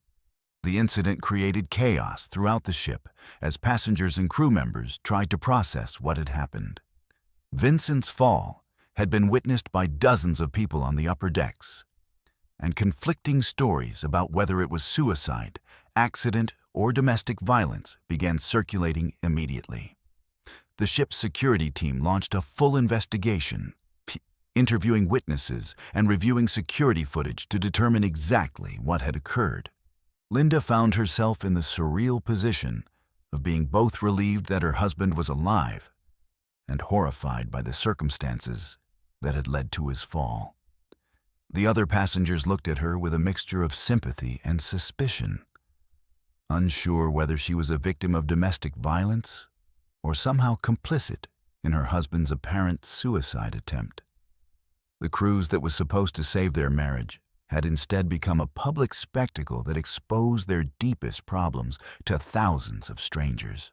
The medical team worked through the night to stabilize Vincent, treating his injuries and monitoring his vital signs while his body processed the massive amount of alcohol he had consumed. When he finally regained consciousness the next morning, he had no memory of the previous night's events and was shocked to learn that he had jumped from their balcony. The fall had sobered him in more ways than one, and he was forced to confront the reality of his alcoholism and the destruction it had caused. The remaining days of the cruise were a nightmare of legal interviews, medical examinations, and media attention as news of the incident spread beyond the ship. Vincent was confined to the medical bay under psychiatric observation, while Linda struggled to deal with the aftermath of their very public marital crisis. She spent hours giving statements to security personnel and dealing with the constant stares and whispers of other passengers who recognized her from the dining room incident. When the ship finally docked in Miami, Vincent was immediately transferred to a mainland hospital for further treatment and psychological evaluation. The FBI launched an investigation into the incident, trying to determine whether charges should be filed for domestic violence or public endangerment. The cruise line faced questions about their alcohol service policies and their handling of intoxicated passengers who posed a danger to themselves and others. The aftermath of Vincent's fall would follow both of them for years. Linda went through with her divorce, using the cruise incident as evidence of her husband's dangerous behavior and need for intervention. Vincent was ordered to undergo alcohol treatment and anger management counseling, and he was banned from several cruise lines for life. The incident became a cautionary tale about the dangers of excessive drinking and domestic violence, but it also served as an unlikely story of survival against impossible odds. The Carnival Breeze continued its regular cruise schedule, but new safety protocols were implemented to prevent similar incidents. Higher railings, improved lighting, and stricter alcohol service policies were designed to protect passengers from their own poor judgment. The ship's crew began receiving additional training on recognizing signs of domestic violence and intervening before the situations escalated to dangerous levels. Vincent's survival became something of a legend among cruise ship employees, who would tell the story of the man who was too drunk to die. But for Linda, the incident represented the end of a 20-year nightmare and the beginning of a new life, free from the fear and humiliation she had endured. The cruise that was supposed to be a second honeymoon had instead become the final chapter of their marriage, played out in the most dramatic and public way possible. Years later, Vincent would maintain that he had no intention of surviving the fall, that his jump was a genuine suicide attempt, motivated by despair and alcohol-induced desperation. But the fact remained that he had chosen to make his gesture in a way that maximized the trauma for his wife and the other passengers who witnessed it. His survival, while miraculous, could not undo the damage he had caused or erase the memory of that night, when a family vacation became a nightmare that would haunt everyone involved. The balcony plunge had become an unintended metaphor for their entire marriage. A reckless leap that should have ended in disaster, but instead resulted in an improbable survival that nobody had wanted or expected. Vincent lived to face the consequences of his actions, But the cost of his survival was measured in broken relationships, shattered trust, and the knowledge that sometimes the most dramatic gestures only serve to reveal the depth of our failures as human beings. In the end, the man who jumped from the balcony in a moment of drunken rage discovered that survival could be its own form of punishment, forcing him to confront the wreckage of his life without the escape he had sought in death. The lifeboat that saved his life became a symbol of the second chance he would spend years trying to earn, one day at a time, in the long journey toward redemption and sobriety. Let's move to our seventh story. The alarm that pierced through the ocean majesty at 2:17 a.m. wasn't the gentle chime that typically announced mealtimes or activity schedules.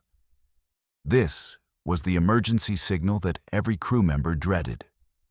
3 long blasts followed by 2 short ones, repeated continuously until the entire ship's population of 3,800 passengers and 1,200 crew members was wide awake and filled with dread. Marcus Chen, the ship's head of security, had been hoping he'd never hear that particular sequence during his 15-year career at sea. But tonight, it shattered his peaceful sleep like a sledgehammer through glass. The missing passenger was James Patterson, a 45-year-old businessman from Chicago who had been traveling alone on what his colleagues back home assumed was a well-deserved vacation. James had seemed like any other solo traveler when he'd boarded the ship in Miami 3 days earlier. Quiet, polite, and content to keep to himself while exploring the Caribbean. He'd attended a few of the ship's shows, eaten at the buffet, and spent hours reading on Deck 7's quiet observation lounge. Nothing about his behavior had raised any red flags or suggested that he might be in distress. But James Patterson hadn't been seen since 11:30 p.m., when he'd left the ship's main casino after a modest winning streak at the blackjack table. His cabin steward had noticed that his bed hadn't been slept in when she'd attempted to deliver fresh towels that morning, but initially assumed he'd spent the night elsewhere on the ship. It wasn't until James missed his scheduled shore excursion in Cozumel that the ship's staff began to suspect something was seriously wrong. The search protocol was exhaustive and terrifying in its implications. Every crew member, regardless of their shift schedule or job responsibilities, was roused from their quarters and assigned to search teams. The ship was divided into zones, and each area was methodically combed by groups of flashlight-wielding staff members who checked every possible hiding place, storage area, and restricted space where a passenger might have wandered or collapsed. Marcus Chen coordinated the operation from the ship's security center, a high-tech command post lined with monitors showing feeds from hundreds of security cameras positioned throughout the vessel. The footage from the previous night showed James leaving the casino at 11:32 p.m., walking purposefully toward the elevator bank that served the upper decks. The cameras tracked his movement to Deck 12, where he'd stepped out of the elevator and walked toward the ship's bow area. Then, inexplicably, he disappeared from the surveillance system entirely. The search teams worked with methodical urgency, knowing that every minute could be crucial if James had suffered a medical emergency or accident. They checked every bathroom, every storage closet, every maintenance area that might have been left unlocked. The ship's medical center was searched twice, along with all the restaurants, bars, and entertainment venues. Pool areas were examined with underwater lights, and even the ship's laundry facilities were thoroughly inspected. As the hours passed without any trace of James Patterson, the search expanded to include areas that passengers weren't supposed to be able to access.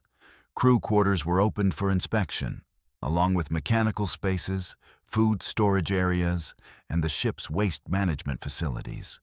The search teams moved through the vessel like a coordinated army, their flashlights cutting through the darkness as they called James's name and listened for any response. The passengers, meanwhile, were experiencing their own form of terror as they realized that someone had simply vanished from their floating sanctuary. The ship's public address system crackled to life every 30 minutes with updates from the captain. But each announcement only served to heighten the sense of unease that had settled over the vessel like a fog. Families huddled together in their cabins, suddenly aware of how isolated they were in the middle of the ocean. "Has anyone checked the lifeboats?" asked Sarah Martinez, a passenger who had volunteered to help with the search despite not being required to do so. She was part of a group of guests who had been organized into an auxiliary search team, checking public areas while the crew focused on restricted spaces. The lifeboats had indeed been checked, but Marcus Chen ordered a second, more thorough examination of each one. The thought that James might have somehow fallen into one of the emergency craft wasn't entirely impossible, especially if he'd been drinking or had suffered some kind of medical episode. The search teams rappelled down the sides of the ship with specialized equipment, opening each lifeboat and examining every inch of the interior. By 4 a.m., nearly 2 hours after the search had begun, the most terrifying possibility was beginning to seem inevitable. If James Patterson wasn't anywhere on the ship, then he had somehow gone overboard. The Caribbean waters were warm enough that survival was theoretically possible. But the ship had been traveling at 22 knots, and the chances of finding someone in the vast ocean were astronomically small. The Coast Guard was contacted, and within an hour, helicopters and patrol boats were converging on the ship's position to begin an ocean search. The Ocean Majesty was ordered to reverse course and retrace its path from the previous night, creating a search pattern that might locate James if he was still alive in the water. The ship's massive searchlights swept across the ocean surface, creating an apocalyptic scene that passengers would remember for the rest of their lives. As dawn broke over the Caribbean, the search had taken on a desperate quality that was obvious to everyone involved. The passengers who had initially been curious about the commotion were now genuinely frightened, realizing that if James Patterson could simply disappear from a ship carrying thousands of people, then their own safety was far from guaranteed. Children clung to their parents, and elderly passengers spoke in hushed tones about the dangers of ocean travel.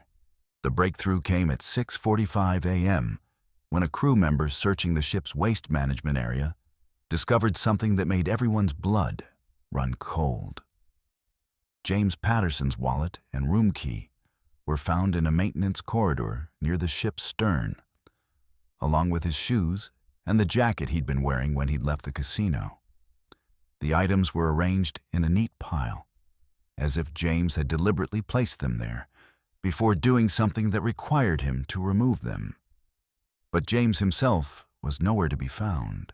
The discovery shifted the search from a rescue operation to a potential crime scene investigation.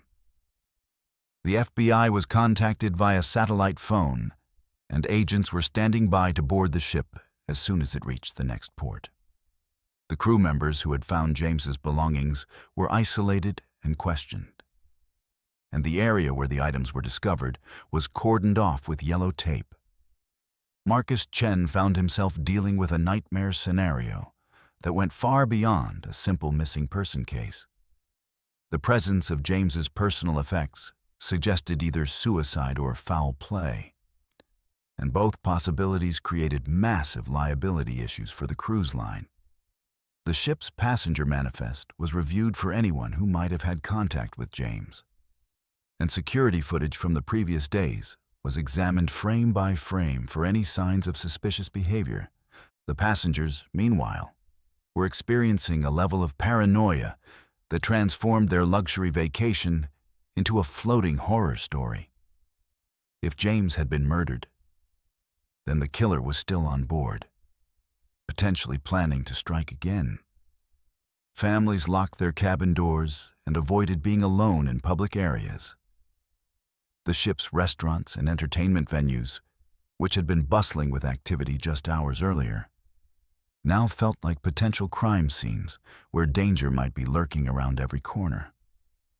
The ocean search continued for 3 more days, but no trace of James Patterson was ever found. The Coast Guard eventually called off the operation, concluding that if he had gone overboard, his body had been claimed by the sea. The Ocean Majesty was allowed to complete its cruise, but the atmosphere on board had been permanently altered by the knowledge that one of their fellow passengers had simply vanished without explanation. The investigation that followed would consume months of law enforcement resources and generate thousands of pages of reports. But it never definitively answered the question of what had happened to James Patterson. The security footage showed him walking toward the ship's bow, but the cameras in that area had been experiencing technical difficulties that night, creating a gap in the surveillance record that coincided perfectly with his disappearance. Some passengers theorized that James had committed suicide, overwhelmed by personal problems that no one else knew about. Others insisted that he had been murdered, possibly by someone who had been watching him win money at the casino. The ship's crew developed their own theories, ranging from accidental death to elaborate insurance fraud.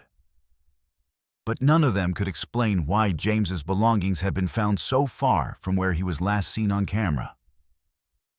The case remained officially open, but as the years passed, James Patterson became just another name in the growing list of people who had vanished from cruise ships without explanation. His family hired private investigators and filed lawsuits against the cruise line, but they never found answers that satisfied their need to understand what had happened to their loved one. For the passengers who had been aboard the Ocean Majesty that night, the experience fundamentally changed their perception of cruise ship safety. They had learned that even on a vessel carrying thousands of people, it was possible for someone to simply disappear without a trace. The ocean, they realized, was vast and unforgiving, and the thin shell of civilization that cruise ships represented could be pierced by forces beyond human control. Marcus Chen continued working cruise ship security for 3 more years after the James Patterson incident. But he never forgot the helpless feeling of searching for someone who had vanished into thin air. The case taught him that despite all the cameras, all the safety protocols, and all the crew training, cruise ships remained vulnerable to the fundamental mystery of human behavior and the unforgiving nature of the sea. The Ocean Majesty continued its regular cruise schedule, but new safety measures were implemented in response to the Patterson disappearance. Additional cameras were installed, security patrols were increased, and passengers were given more information about the dangers of being alone on deck during nighttime hours. But these changes couldn't address the deeper truth that the incident had revealed: that in the middle of the ocean, surrounded by thousands of people, it was still possible to be completely and utterly alone. The mystery of James Patterson's disappearance would never be solved, but it served as a reminder that cruise ships, despite their reputation as floating paradises, could become settings for the darkest human experiences. The man who had walked toward the ship's bow that night had taken his secrets with him into whatever fate awaited him, leaving behind only questions that would haunt everyone who had known him, searched for him, or simply shared a ship with him during his final hours. In the end, the ocean had claimed another victim, and the survivors were left to wonder whether they would ever feel truly safe again, while floating on the endless expanse of water that could swallow a human being without leaving so much as a ripple on the surface. The search for James Patterson had ended, but the fear he had left behind would linger in the minds of those who had witnessed his disappearance. A reminder that some mysteries are too dark to ever be fully understood. Let's move to our 8th story. The celebrity eclipse was known for its sophisticated clientele and refined atmosphere, attracting passengers who valued elegance and discretion during their Caribbean vacation. The ship's marketing materials emphasized the elevated experience they provided. Fine dining, cultural enrichment programs, and an ambiance that set them apart from the party-focused vessels that dominated the cruise industry. What happened on the night of March 15th would forever shatter that carefully cultivated image and traumatize dozens of passengers who had expected nothing more dangerous than a quiet evening stroll through the ship's pristine corridors. The trouble began in the ship's premium sports bar, where a group of college friends were celebrating their spring break with increasingly reckless abandon. Among them was someone who would later be identified only as Passenger X in the ship's incident reports. A 22-year-old whose name was sealed by legal proceedings, but whose actions would become the stuff of nightmares for everyone who witnessed them. He had been drinking steadily since the ship departed Fort Lauderdale, consuming a lethal combination of beer, shots, and tropical cocktails that would have incapacitated most people hours earlier. By 10:30 p.m., Passenger X had reached a level of intoxication that transcended normal drunkenness and entered the realm of alcohol poisoning. His speech was completely incoherent. He had lost control of his motor functions, and his inhibitions had vanished entirely. The ship's bartenders had cut him off hours earlier, but his friends had continued supplying him with drinks, treating his deteriorating condition as entertainment, rather than recognizing the medical emergency that was developing. The first sign of trouble came when Passenger X began vomiting violently in the sports bar. Projectile vomiting that splattered across tables, chairs, and other patrons. The smell was overwhelming. A mixture of alcohol, partially digested food, and stomach acid that immediately cleared the immediate area. But instead of seeking help or taking their friend to the medical center, his companion simply moved him to a different location, treating the incident as a minor inconvenience rather than a warning sign. What happened next would haunt the passengers and crew members who witnessed it for the rest of their lives. Passenger X stumbled out of the sports bar and began wandering the ship's corridors, his condition deteriorating rapidly. The combination of extreme intoxication and what appeared to be a complete psychological breakdown created a perfect storm of chaos that would transform a quiet evening into a nightmare that no one could have anticipated. The rampage began on Deck 7, near the ship's main shopping area, where families were browsing for souvenirs and elderly couples were enjoying after-dinner walks. Passenger X appeared suddenly, completely naked and covered in his own vomit and feces, stumbling through the corridor like a zombie from a horror movie. The sight was so shocking and unexpected that most people initially froze, unable to process what they were seeing. 8-year-old Emma Rodriguez was holding her mother's hand when the naked, defecating man appeared around the corner. The child's screams echoed through the corridor as she witnessed something that would require years of therapy to overcome. Her mother, Isabella, tried to shield her daughter's eyes, but the damage was already done. The image of the wild-eyed, filth-covered man stumbling toward them was burned into the little girl's memory forever. The smell that accompanied Passenger X was indescribable. A combination of human waste, vomit, and the sour stench of someone who had lost all bodily control. Passengers fled in all directions, some running toward the elevators, others pressing themselves against the walls in a desperate attempt to avoid contact with the stumbling, naked figure. The elegant corridor that had been filled with the gentle murmur of civilized conversation was suddenly echoing with screams of terror and disgust. Passenger X seemed oblivious to the chaos he was creating, stumbling forward with the single-minded determination of someone whose higher brain functions had been completely compromised by alcohol and whatever psychological breakdown he was experiencing. As he moved through the ship, he left a trail of bodily fluids that created a biohazard situation requiring immediate professional cleanup. the ship's housekeeping staff, who had signed up to change sheets and clean bathrooms, suddenly found themselves dealing with a toxic waste scenario that hadn't been covered in their training.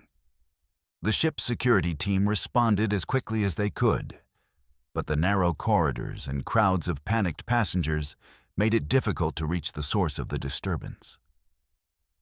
By the time they arrived on Deck 7, Passenger X had moved on, leaving behind a scene of devastation that looked like something from a disaster movie. Traumatized passengers were huddled in doorways, children were crying, and the smell of human waste permeated the air despite the ship's powerful ventilation system. The chase continued through multiple decks as Passenger X's rampage took him into the ship's most public areas. He stumbled through the main atrium, where a string quartet had been performing classical music for guests enjoying after-dinner drinks. The elegant scene was shattered as the naked, defecating man appeared at the top of the grand staircase. His appearance so shocking that several passengers nearly fell down the stairs in their haste to escape. The ship's medical team was finally able to intercept Passenger X near the main dining room. But subduing him required multiple crew members and created an even more disturbing scene. His resistance was violent and irrational, and the struggle resulted in even more bodily fluids being spread across the ship's common areas. The medical staff had to treat him like a biohazard, using protective equipment normally reserved for infectious disease outbreaks. The aftermath of the incident was almost as traumatic as the rampage itself. The ship's housekeeping staff worked through the night to decontaminate affected areas, using industrial-grade cleaning supplies and specialized equipment to remove the biological contamination. Carpets had to be replaced, furniture had to be professionally cleaned, and the ship's ventilation system had to be purged to eliminate the lingering odors. The psychological impact on the passengers was severe and long-lasting. The Rodriguez family, whose 8-year-old daughter had witnessed the beginning of the rampage, immediately disembarked at the next port and flew home. Their vacation ruined by an experience that no child should ever have to endure. Isabella Rodriguez later sued the cruise line for psychological trauma, arguing that they had failed to protect her family from a clearly dangerous situation. Other passengers experienced similar trauma, particularly those who had been in enclosed spaces when Passenger X appeared. The ship's elevators, which had been used by the fleeing passengers, had to be shut down for extensive cleaning after multiple people vomited in response to the overwhelming sensory assault. The elegant dining venues and shopping areas that had been the ship's pride became associated with horror and disgust. The cruise line faced immediate legal action from multiple passengers who argued that the incident could have been prevented if the ship's staff had properly monitored alcohol consumption and intervened when Passenger X showed signs of dangerous intoxication. The bartenders who had served him were questioned extensively, and security footage revealed that his condition had been deteriorating visibly for hours before the rampage began. The incident also exposed serious gaps in the ship's emergency response protocols.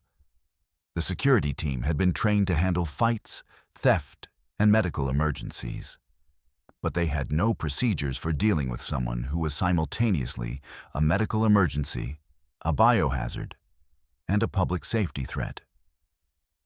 The crew members who responded to the scene had no protective equipment and were potentially exposed to dangerous pathogens. Passenger X was confined to the ship's medical facility for the remainder of the cruise, under constant supervision and sedation. His friends, who had enabled his dangerous level of intoxication, were also confined to their cabins and faced potential criminal charges for their role in the incident. The investigation revealed that they had been supplying him with alcohol long after he should have been hospitalized, treating his deteriorating condition as entertainment rather than recognizing the medical emergency that was developing. The Celebrity Eclipse completed its cruise, But the atmosphere on board had been permanently altered by the knowledge that their floating sanctuary could become a scene of such degradation and horror. Passengers who had booked the cruise for its sophisticated ambiance found themselves dealing with a situation that belonged in a mental hospital rather than a luxury vacation. The incident became a cautionary tale about the dangers of excessive alcohol consumption and the importance of recognizing when someone needs immediate medical intervention.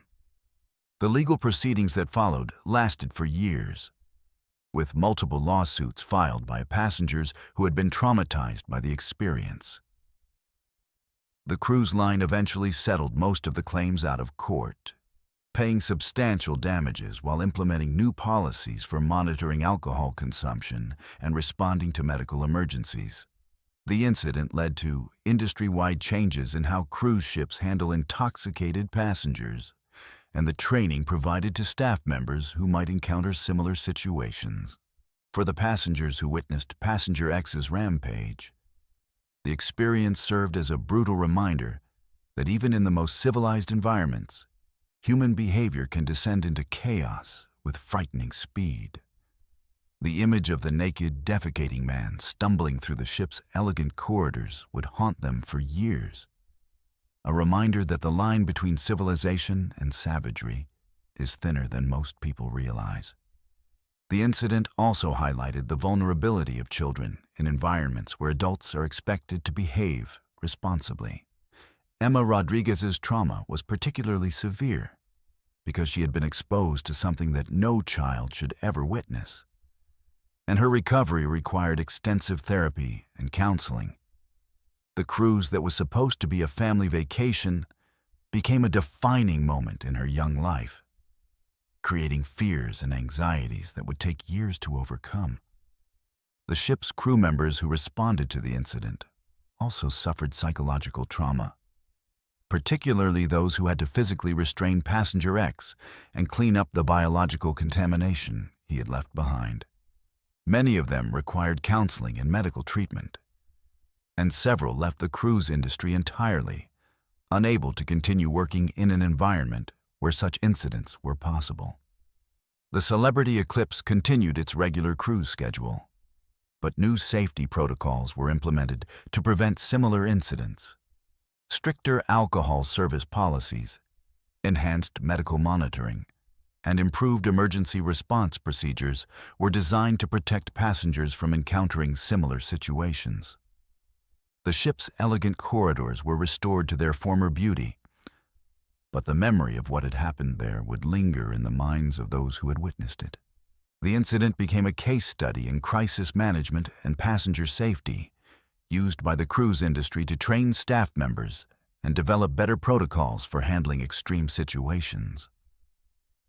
But for those who had experienced it firsthand, no amount of training or preparation could erase the memory of that night, when their luxury cruise became a nightmare of human degradation and biological contamination. In the end, the naked rampage served as a reminder that even the most carefully controlled environments can be disrupted by human behavior that defies rational explanation.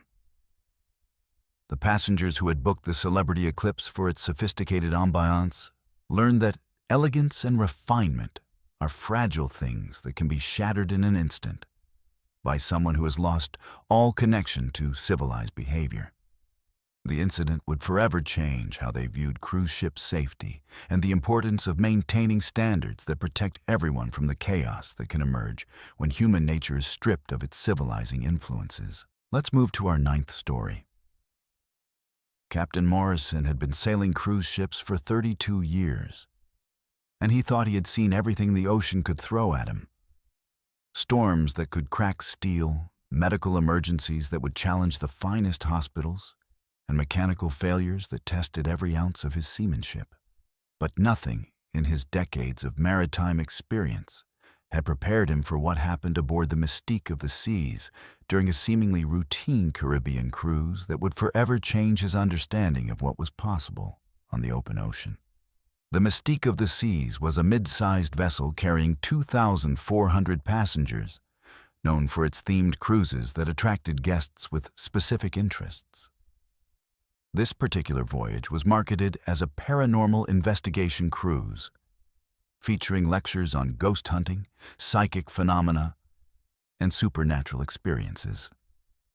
Captain Morrison had initially been skeptical of the theme, viewing it as harmless entertainment for guests who enjoyed scary stories and mysterious legends. He never imagined that the paranormal activities would extend beyond the scheduled programming. The trouble began on the third night of the cruise, when a group of off-duty crew members decided to conduct their own séance in the ship's employee recreation area. Led by Marina Volkov, a 28-year-old entertainment coordinator from Russia. The group had been inspired by the passenger activities and wanted to experience their own supernatural adventure. Marina had studied folklore and mythology in college, and she convinced her colleagues that their séance would be a harmless way to pass the time during their off-duty hours. The séance took place in a small storage room that had been converted into a break area for the entertainment staff. Marina had arranged candles around a makeshift Ouija board, and 6 crew members sat in a circle, their hands placed lightly on the planchette as they attempted to contact the spirits of deceased passengers. The atmosphere was initially light-hearted, with participants joking and laughing as they asked questions about their love lives and career prospects. "Is there anyone here who wants to speak with us?" Marina asked, her voice taking on a theatrical quality as she played the role of medium. The planchette remained motionless for several minutes, and the group began to lose interest in the experiment. But then, slowly and deliberately, the small triangular piece began to move across the board, spelling out a message that would chill everyone in the room. HELPUS. The crew members looked at each other nervously, each denying that they had moved the planchette. Marina felt a cold chill run down her spine as she realized that none of them seemed to be controlling the board's movements. The candles flickered despite the absence of any breeze, and the room's temperature seemed to drop several degrees in the span of seconds. "Who are you?" Marina asked, her voice now genuinely frightened rather than playfully dramatic. The response came quickly, the planchette moving with increasing urgency across the board. WEARETHEFORGOTTEN. The séance participants sat in stunned silence as the implications of the message sank in. The ship's records showed that 17 passengers had died during various cruises over the past decade. Their deaths attributed to natural causes, accidents, or suicides. The crew members had heard whispered stories about these incidents, but they had never considered that the spirits of the deceased might still be present on the vessel. The planchette continued moving, spelling out names that some of the crew members recognized from incident reports and memorial services. Robert Chen, the passenger who had died of a heart attack and whose body had been mishandled by the ship's crew. Sarah Martinez, who had survived the infamous poop cruise, but had died of a stress-related condition months later. Emma Thompson, who had experienced paranormal phenomena in cabin 7B and had never fully recovered from the trauma. Marina tried to end the séance, but the spirits seemed reluctant to let them go. The planchette moved frantically across the board, spelling out pleas for help and messages of desperation that left the crew members shaken and confused. The candles began to flicker more violently, and several participants reported feeling invisible hands touching their shoulders and arms. "We need to stop this," whispered Carlos, the ship's assistant cruise director, his voice barely audible above the sound of the ship's engines. "This is getting too real." But when Marina tried to lift her hands from the planchette, she found that she couldn't move them. An invisible force seemed to be holding her fingers in place, and the other participants reported similar experiences. They were trapped in the seance, unable to break the connection they had established with whatever entities were communicating through the board.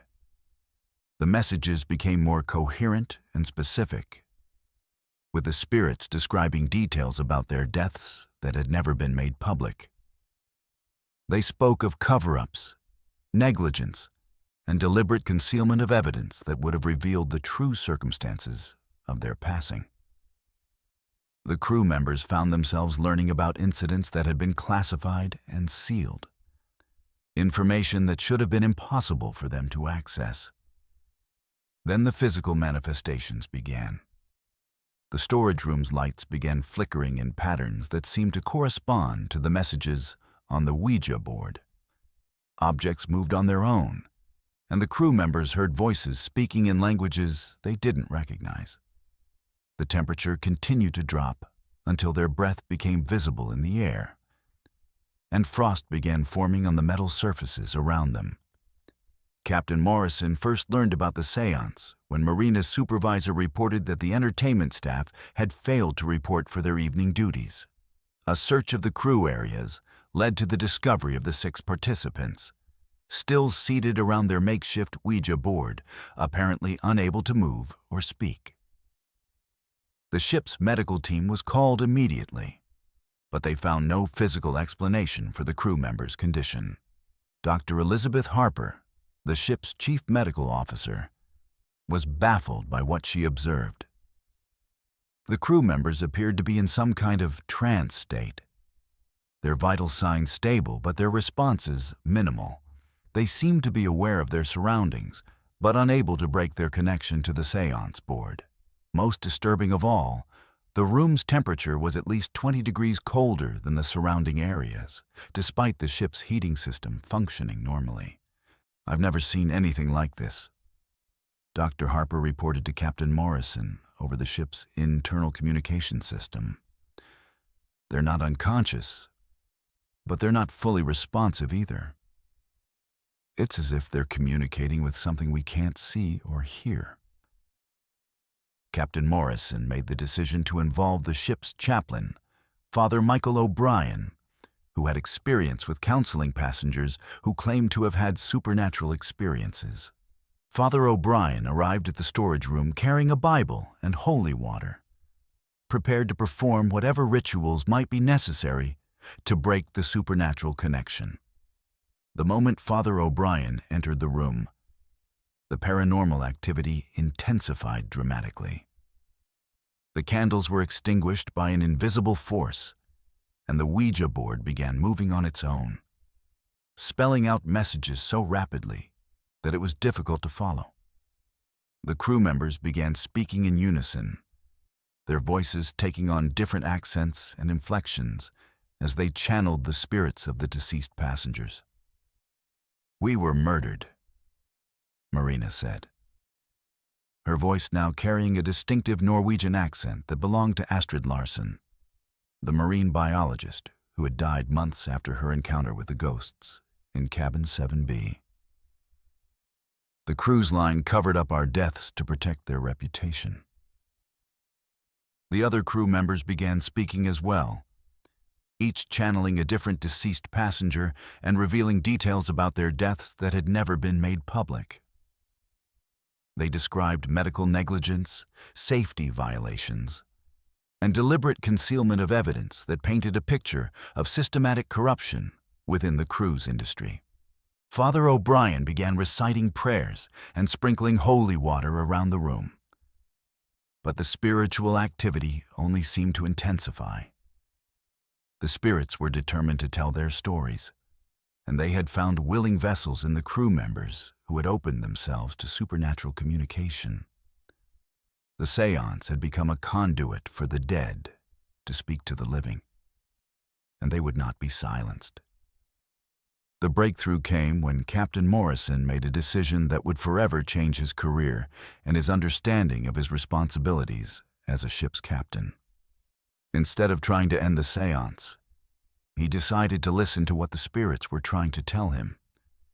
He entered the storage room and addressed the entities directly, promising to investigate their claims and ensure that their stories would be heard. The moment Captain Morrison made his promise, the supernatural activity began to subside. The crew members gradually regained their ability to move and speak normally, and the room's temperature returned to normal. The Ouija board fell silent, and the overwhelming sense of presence that had filled the space slowly dissipated. But the aftermath of the séance was far from over. The crew members who had participated in the ritual were forever changed by their experience, and several of them left the cruise industry entirely, unable to continue working in an environment where they now knew the dead could still make their presence known. Marina Volkov became obsessed with investigating the deaths of passengers on cruise ships, eventually leaving her job to become a paranormal investigator, specializing in maritime mysteries. Captain Morrison kept his promise to the spirits, launching a private investigation into the passenger deaths that had been mentioned during the séance. What he discovered confirmed many of the spirits' claims. Medical records had been falsified, safety violations had been covered up, and several deaths that had been classified as natural causes or accidents showed signs of negligence or worse. The investigation led to congressional hearings, regulatory changes, and massive legal settlements for the families of deceased passengers. Captain Morrison's career was effectively ended by his decision to pursue the truth. But he never regretted his choice to listen to the voices of the dead. The séance had given him a responsibility that transcended his obligations to his employer, and he spent the rest of his life working to ensure that the deaths of cruise ship passengers would never again be covered up or ignored. The mystique of the seas continued its regular cruise schedule, but the paranormal activity didn't end with the séance. Passengers and crew members began reporting strange occurrences throughout the ship. Voices in empty corridors, unexplained cold spots, and the appearance of figures that seemed to be trying to communicate with the living. The ship's reputation for supernatural activity eventually led to its retirement from regular cruise service and its conversion into a floating museum dedicated to maritime mysteries. The séance had opened a door between the world of the living and the dead, and that door could never be completely closed. The spirits of the forgotten passengers had found their voice, and they would continue to make their presence known to anyone who was willing to listen. The cruise industry would never be the same after Captain Morrison's investigation revealed the truth about how passenger deaths were handled, and the regulatory changes that followed would save countless lives in the years to come. For Marina Volkov and the other crew members who had participated in the séance, the experience became a defining moment that changed their understanding of life, death, and the responsibilities we have to both the living and the dead. They had learned that some secrets are too important to remain buried, and that sometimes the most powerful voices are those that speak from beyond the grave. The Phantom Séance had become a beacon for the spirits of those who had been forgotten, ignored, or deliberately silenced.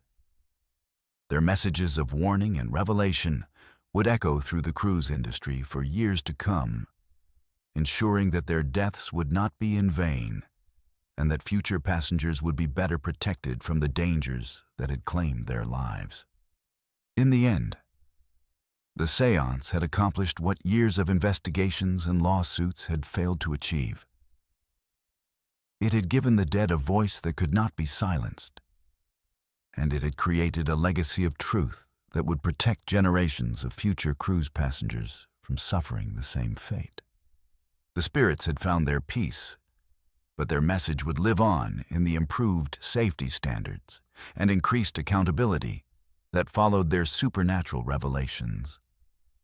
The ocean had always been a place of mystery and danger, but the Phantom Séance had revealed that even in death, the victims of maritime negligence could still fight for justice. Their voices had been heard, their stories had been told, and their sacrifice had made the seas safer for all who would follow in their wake. Let's move to our 10th story. The Carnival Triumph had been dead in the water for 3 days when the thin veneer of civilized behavior finally began to crack. What had started as an inconvenience, a minor engine fire that knocked out power to the massive cruise ship, had evolved into something much more sinister as 4,000 passengers and crew members found themselves trapped in a floating prison with dwindling supplies and failing sanitation systems. The ship that had promised endless buffets and luxury dining was now rationing food like a disaster zone. And the psychological pressure was beginning to transform ordinary vacationers into desperate survivors willing to fight for basic necessities. Maria Santos had been looking forward to this cruise for months. The 34-year-old teacher from Phoenix had saved every penny to afford this Caribbean vacation with her 2 teenage sons, Miguel and Carlos. It was supposed to be a celebration of her divorce finally being finalized and the beginning of a new chapter in their lives. Instead, she found herself standing in line for the 3rd day in a row, waiting for whatever meager rations the crew could distribute from their emergency supplies.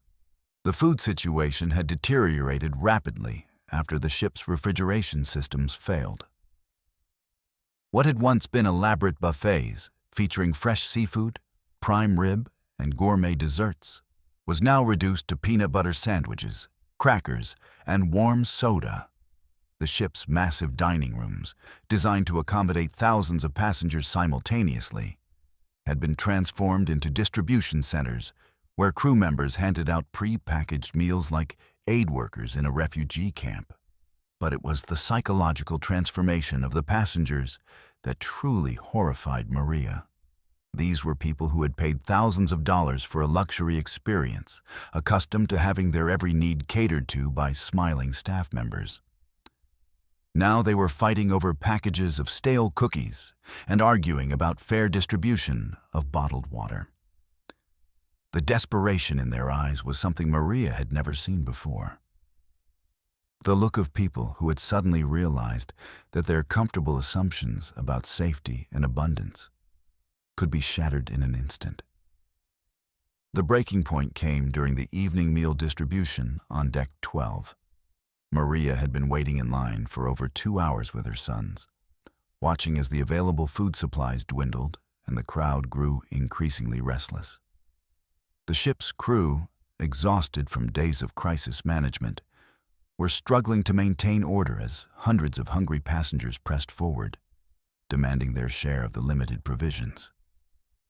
"There's not enough food," whispered an elderly woman behind Maria, her voice cracking with fear. "They're going to run out before we get to the front of the line." The rumors spread through the crowd like wildfire, creating a wave of panic that rippled through the assembled passengers. People began pushing forward, abandoning the orderly queue system that had maintained some semblance of civilization. Maria felt herself being shoved from behind as desperate passengers tried to get closer to the distribution tables, their polite vacation demeanor replaced by the raw instinct for survival. The first fight broke out near the front of the line, when a middle-aged man named Robert Kim tried to take 2 meal packages instead of 1. The crew member monitoring the distribution tried to stop him, but Robert's wife immediately intervened, screaming that they had been shortchanged the previous day and deserved extra rations. Within seconds, other passengers joined the argument, some supporting the couple's claim and others demanding that everyone follow the rationing rules. "We paid for this cruise," Robert's wife shrieked, her voice carrying across the deck and attracting the attention of everyone in the vicinity. "We deserve the same food as everyone else. Our money is just as good as theirs." The crew member, a young woman named Lisa from the Philippines, who had been working 18-hour days since the crisis began, tried to maintain her composure as she explained the rationing system. But her reasonable explanations were drowned out by the increasingly aggressive crowd, and Maria could see the fear in the young woman's eyes as she realized that the situation was spinning beyond her control. The violence erupted suddenly and without warning. A large man in his 50s, apparently emboldened by the chaos, simply pushed past the crew member and began grabbing armfuls of food packages. Other passengers saw his actions and immediately followed suit, abandoning any pretense of order as they rushed the distribution tables. The crew members, vastly outnumbered and untrained for riot control, were powerless to stop the stampede. Maria watched in horror as the crowd transformed into a mob, with passengers fighting over packages of crackers and bottles of water as if they were precious treasures. An elderly couple was knocked to the ground by younger passengers who trampled over them in their rush to secure food. Children were crying as their parents pushed them forward, using their small size to squeeze through gaps in the crowd. The primal nature of the behavior was what shocked Maria most. These weren't refugees fleeing a war zone or survivors of a natural disaster. They were middle-class Americans who had been on vacation just days earlier. But the breakdown of normal systems had triggered something deep in their psyche, a survival instinct that overrode years of social conditioning and civilized behavior. "Stay close to me," Maria told her sons, grabbing their arms and trying to navigate through the chaos without getting caught up in the violence.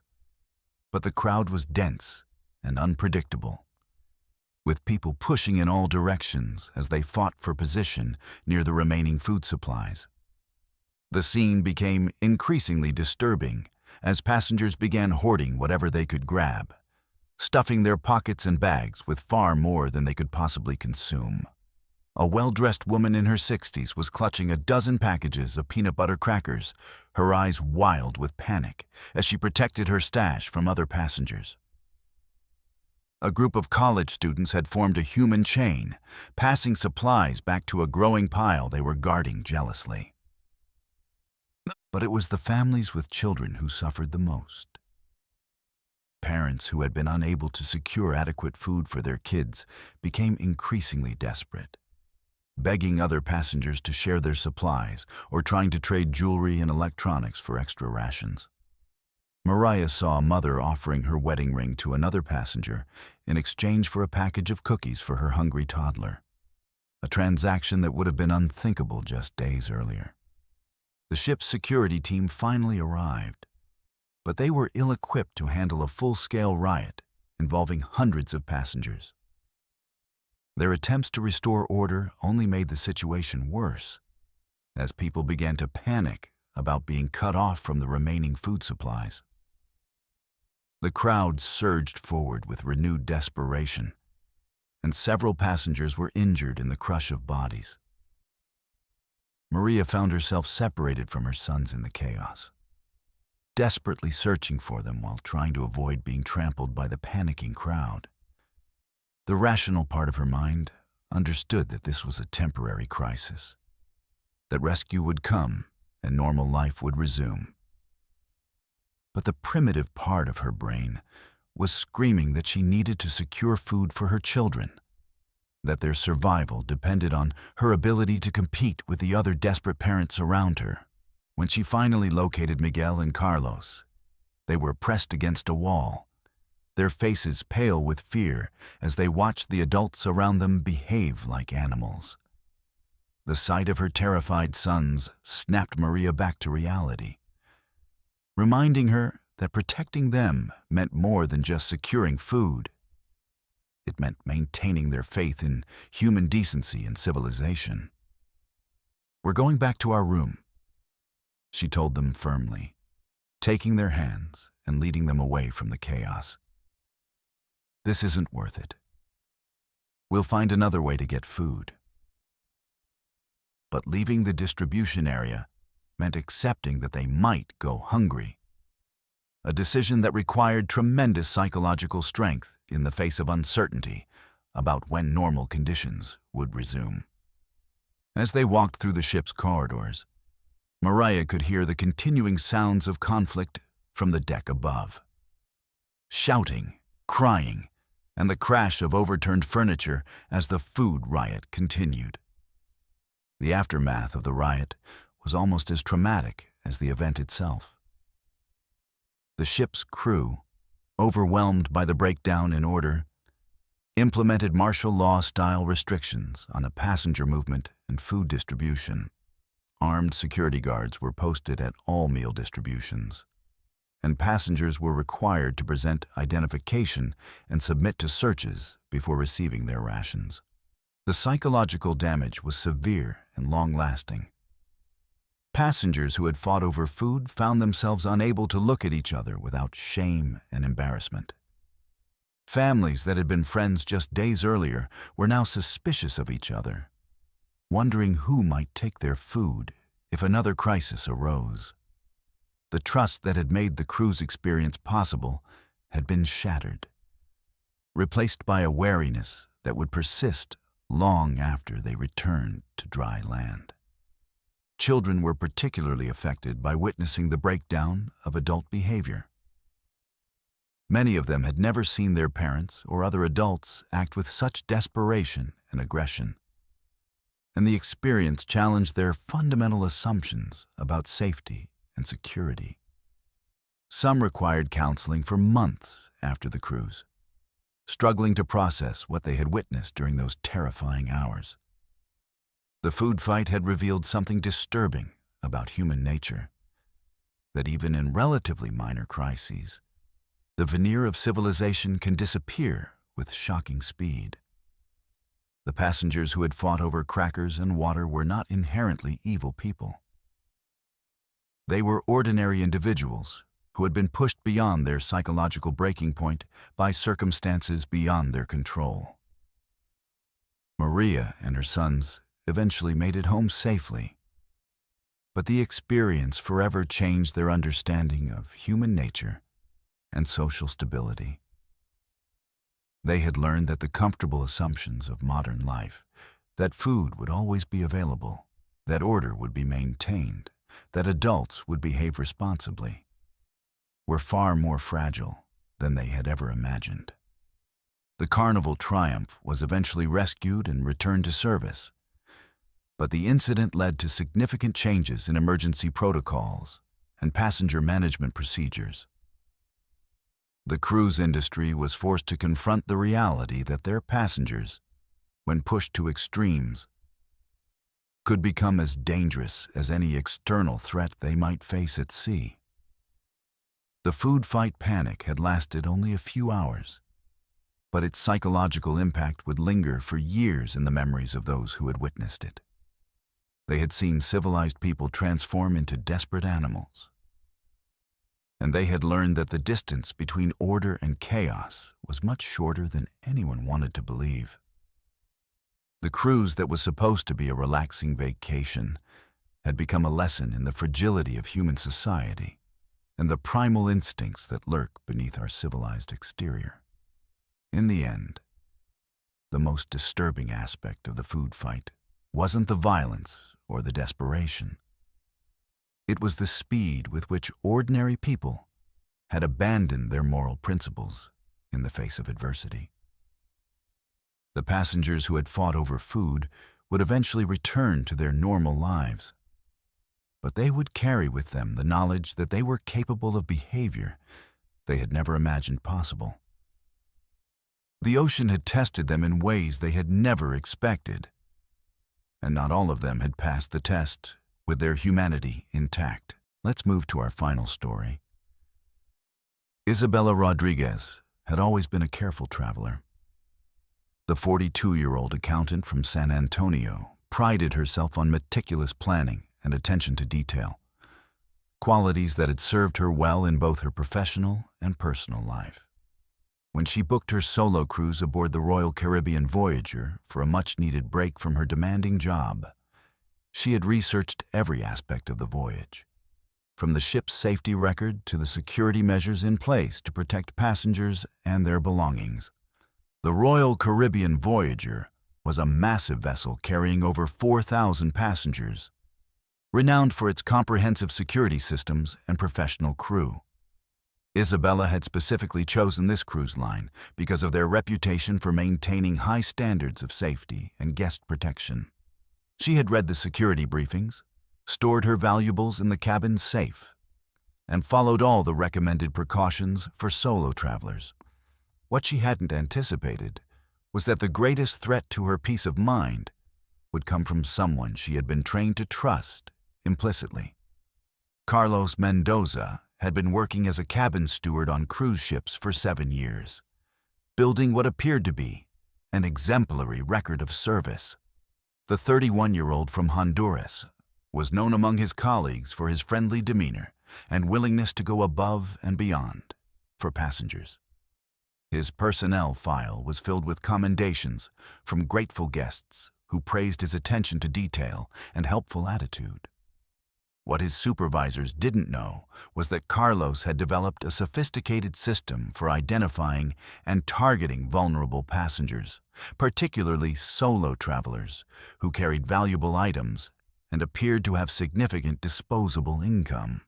Isabella first met Carlos on her second day aboard the ship, when he knocked on her cabin door to introduce himself and offer assistance with anything she might need during her voyage. His smile was warm and genuine, and his English, while accented, was clear and professional. He explained the ship's services, recommended restaurants and activities, and even offered to help her navigate the ship's complex layout. Isabella was impressed by his thoroughness and attention to detail, exactly the kind of service she had expected from a premium cruise line.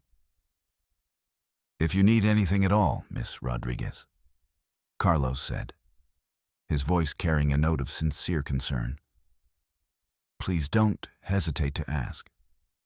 I want to make sure your vacation is perfect." Over the next few days, Carlos proved to be as helpful as he had promised. He arranged for fresh flowers to be delivered to Isabella's cabin, secured hard-to-get reservations at the ship's specialty restaurants, and even helped her get premium seating for the evening shows. Isabella found herself looking forward to his daily visits, grateful for the personal attention that made her feel valued as a guest. She began to tip him generously, and she shared stories about her work, her travels, and her life back home. What Isabella didn't realize was that Carlos was conducting a careful assessment of her financial situation and travel patterns. He noted the expensive jewelry she wore, the designer luggage in her cabin, and the casual way she mentioned her successful accounting practice. He observed her daily routines, learning when she attended activities, when she went to meals, and when she was most likely to be away from her cabin for extended periods. Most importantly, he watched her interactions with the cabin's safe, noting the combination she used and the items she considered valuable enough to secure. The theft occurred on the 5th day of the cruise, during the ship's visit to Cozumel. Isabella had joined a shore excursion to explore Mayan ruins, an all-day trip that Carlos knew would keep her away from the ship for at least 8 hours. Using his master key and his knowledge of the ship's security protocols, he entered her cabin during the mid-morning hours when most passengers were either on shore excursions or attending activities on the upper decks. Carlos's method was sophisticated and carefully planned. He didn't simply ransack the cabin like a common burglar. Instead, he methodically searched through Isabella's belongings, looking for items that would be valuable, but not immediately missed. He avoided obvious targets like jewelry that Isabella wore regularly, focusing instead on backup items, cash reserves, and electronics that might not be used daily. He opened her cabin safe using the combination he had memorized, and he selected items that could be easily concealed and transported off the ship. But Carlos made a critical error that would ultimately lead to his exposure. In his confidence and familiarity with the ship's systems, he became careless about covering his tracks. He left subtle signs of his presence. Items slightly out of place, drawers not quite closed properly, and most damaging of all, fingerprints on surfaces that should have been clean. He also underestimated Isabella's attention to detail and her systematic approach to organizing her belongings. Isabella discovered the theft almost immediately upon returning to her cabin that evening. Her accountant's mind was trained to notice discrepancies, and she quickly realized that several items were missing from her safe, including $2,800 in cash, a backup credit card, and a pair of diamond earrings that had belonged to her grandmother. The robbery was professional enough that someone less observant might not have noticed for days, but Isabella's methodical nature meant that she knew exactly what should have been in her possession. The initial response from the ship's security team was disappointing and frustrating. When Isabella reported the theft, she was treated with barely concealed skepticism, as if she might have simply misplaced her belongings or forgotten where she had stored them. The security officer who took her statement seemed more interested in suggesting that she had been careless with her valuables than in investigating the possibility that a crime had occurred. "Are you absolutely certain these items were in your safe?" the security officer asked, his tone suggesting that he doubted her story. Sometimes passengers think they've secured items, but actually left them elsewhere in the cabin. Isabella's frustration was compounded by the realization that she was trapped on the ship with her thief, unable to seek help from outside law enforcement or escape the situation. The ship's security protocols were designed to protect the cruise line's reputation rather than to pursue justice for individual passengers. And she quickly understood that she would receive little help from the crew in recovering her stolen property. But Isabella was not the type of person to accept defeat easily. Using her professional skills and analytical mind, she began conducting her own investigation. She reviewed her interactions with crew members, analyzed who had access to her cabin, and thought carefully about who might have observed her using the safe. Carlos's name quickly rose to the top of her list of suspects, but she knew that accusations without proof would be dismissed by the ship's security team. The breakthrough came when Isabella remembered that Carlos had been in her cabin the previous morning when she had retrieved items from her safe. She had been so comfortable with his presence that she hadn't thought to shield the safe's combination from his view. More importantly, she recalled that he had been unusually interested in her shore excursion plans, asking detailed questions about her itinerary and the duration of her trip. Isabella's investigation revealed a pattern of behavior that pointed clearly to Carlos as the perpetrator. She discovered that he had been asking other passengers about their excursion plans, always in a friendly, helpful manner that disguised his true intentions. She also learned that he had been working extra shifts, volunteering to cover for other stewards in a way that gave him access to cabins throughout the ship. The confrontation came on the final night of the cruise, when Isabella decided to force the issue by directly accusing Carlos of the theft. She had prepared carefully for this moment, gathering evidence and planning her approach to maximize the chances of getting him to admit his guilt. When Carlos arrived for his final check-in, Isabella was ready. "I know you took my things," she said quietly, her voice steady despite the pounding of her heart. "I know you watched me use the safe combination, and I know you had access to my cabin during the shore excursion. I want my belongings back." Carlos's reaction was immediate and telling. Instead of expressing shock or confusion, he became defensive and angry, his carefully maintained professional demeanor cracking under pressure. He denied the accusations, but his body language and emotional response suggested guilt rather than innocence. Most damaging of all, he made the mistake of providing too many details about his whereabouts during the time of the theft. details that Isabella had not requested, and that suggested he had been thinking about alibis. "You can't prove anything," Carlos said, his voice now cold and threatening. "It's your word against mine, and I have 7 years of excellent service records. Who do you think they'll believe?" But Carlos had underestimated both Isabella's determination and the ship's security systems. When Isabella reported the confrontation to the ship's security team, they were finally motivated to conduct a thorough investigation. A search of Carlos's cabin revealed several items that had been reported stolen by other passengers, along with a notebook containing detailed observations about passenger behavior and cabin security measures. The investigation revealed that Carlos had been operating a sophisticated theft ring for months, targeting solo travelers and passengers who appeared to have significant wealth. He had stolen thousands of dollars in cash, jewelry, and electronics, selling items at ports of call and building a network of contacts who helped him dispose of stolen goods.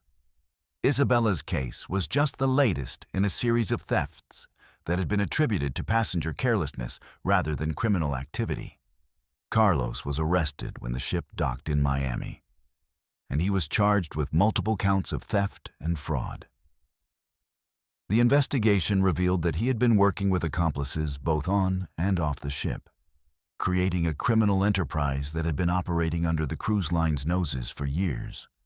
His arrest led to a broader investigation that uncovered systemic security failures and inadequate background checking procedures. For Isabella, the resolution was bittersweet. She recovered some of her stolen items, but the experience had fundamentally changed her relationship with travel and her trust in service providers. The cruise that was supposed to be a relaxing break from her stressful work life had become a lesson in the vulnerability of travelers and the importance of remaining vigilant, even in seemingly safe environments. The aftermath of the Carlos Mendoza case led to significant changes in cruise industry security protocols. Background checks for crew members were strengthened, cabin access procedures were revised, and passenger education programs were implemented to help travelers protect themselves from theft. But for Isabella and the other victims, these changes came too late to prevent the trauma and financial losses they had endured. The case also highlighted the complex legal challenges involved in prosecuting crimes that occur on cruise ships. The international nature of cruise operations, combined with the jurisdictional issues that arise when crimes occur in international waters, creates obstacles that can prevent justice from being served. Isabella's persistence and analytical skills had been crucial in bringing Carlos to justice. But many other victims might not have had the resources or determination to pursue their cases. Years later, Isabella would reflect on the experience as a turning point in her understanding of personal security and the importance of trusting her instincts. She had learned that predators often hide behind positions of trust and authority, and that vigilance must be maintained even in environments that appear safe and controlled. The cruise industry had marketed itself as a secure, worry-free vacation experience. But Isabella's experience revealed the darker reality that criminals could exploit the very systems designed to protect passengers. The phantom thief had been caught, but the damage he had caused would linger in the memories of his victims for years to come. Isabella never took another cruise, choosing instead to travel in ways that gave her more control over her environment and security. She became an advocate for stronger passenger protections and more transparent reporting of cruise ship crimes, using her experience to help others avoid similar victimization. Subscribe to Verified Fears for more shocking true stories that reveal the dark side of the travel industry. Hit that notification bell so you never miss an episode that could save your life or protect your family. Share this video with anyone you know who's planning a cruise. Knowledge is the best defense against becoming a victim of crime at sea.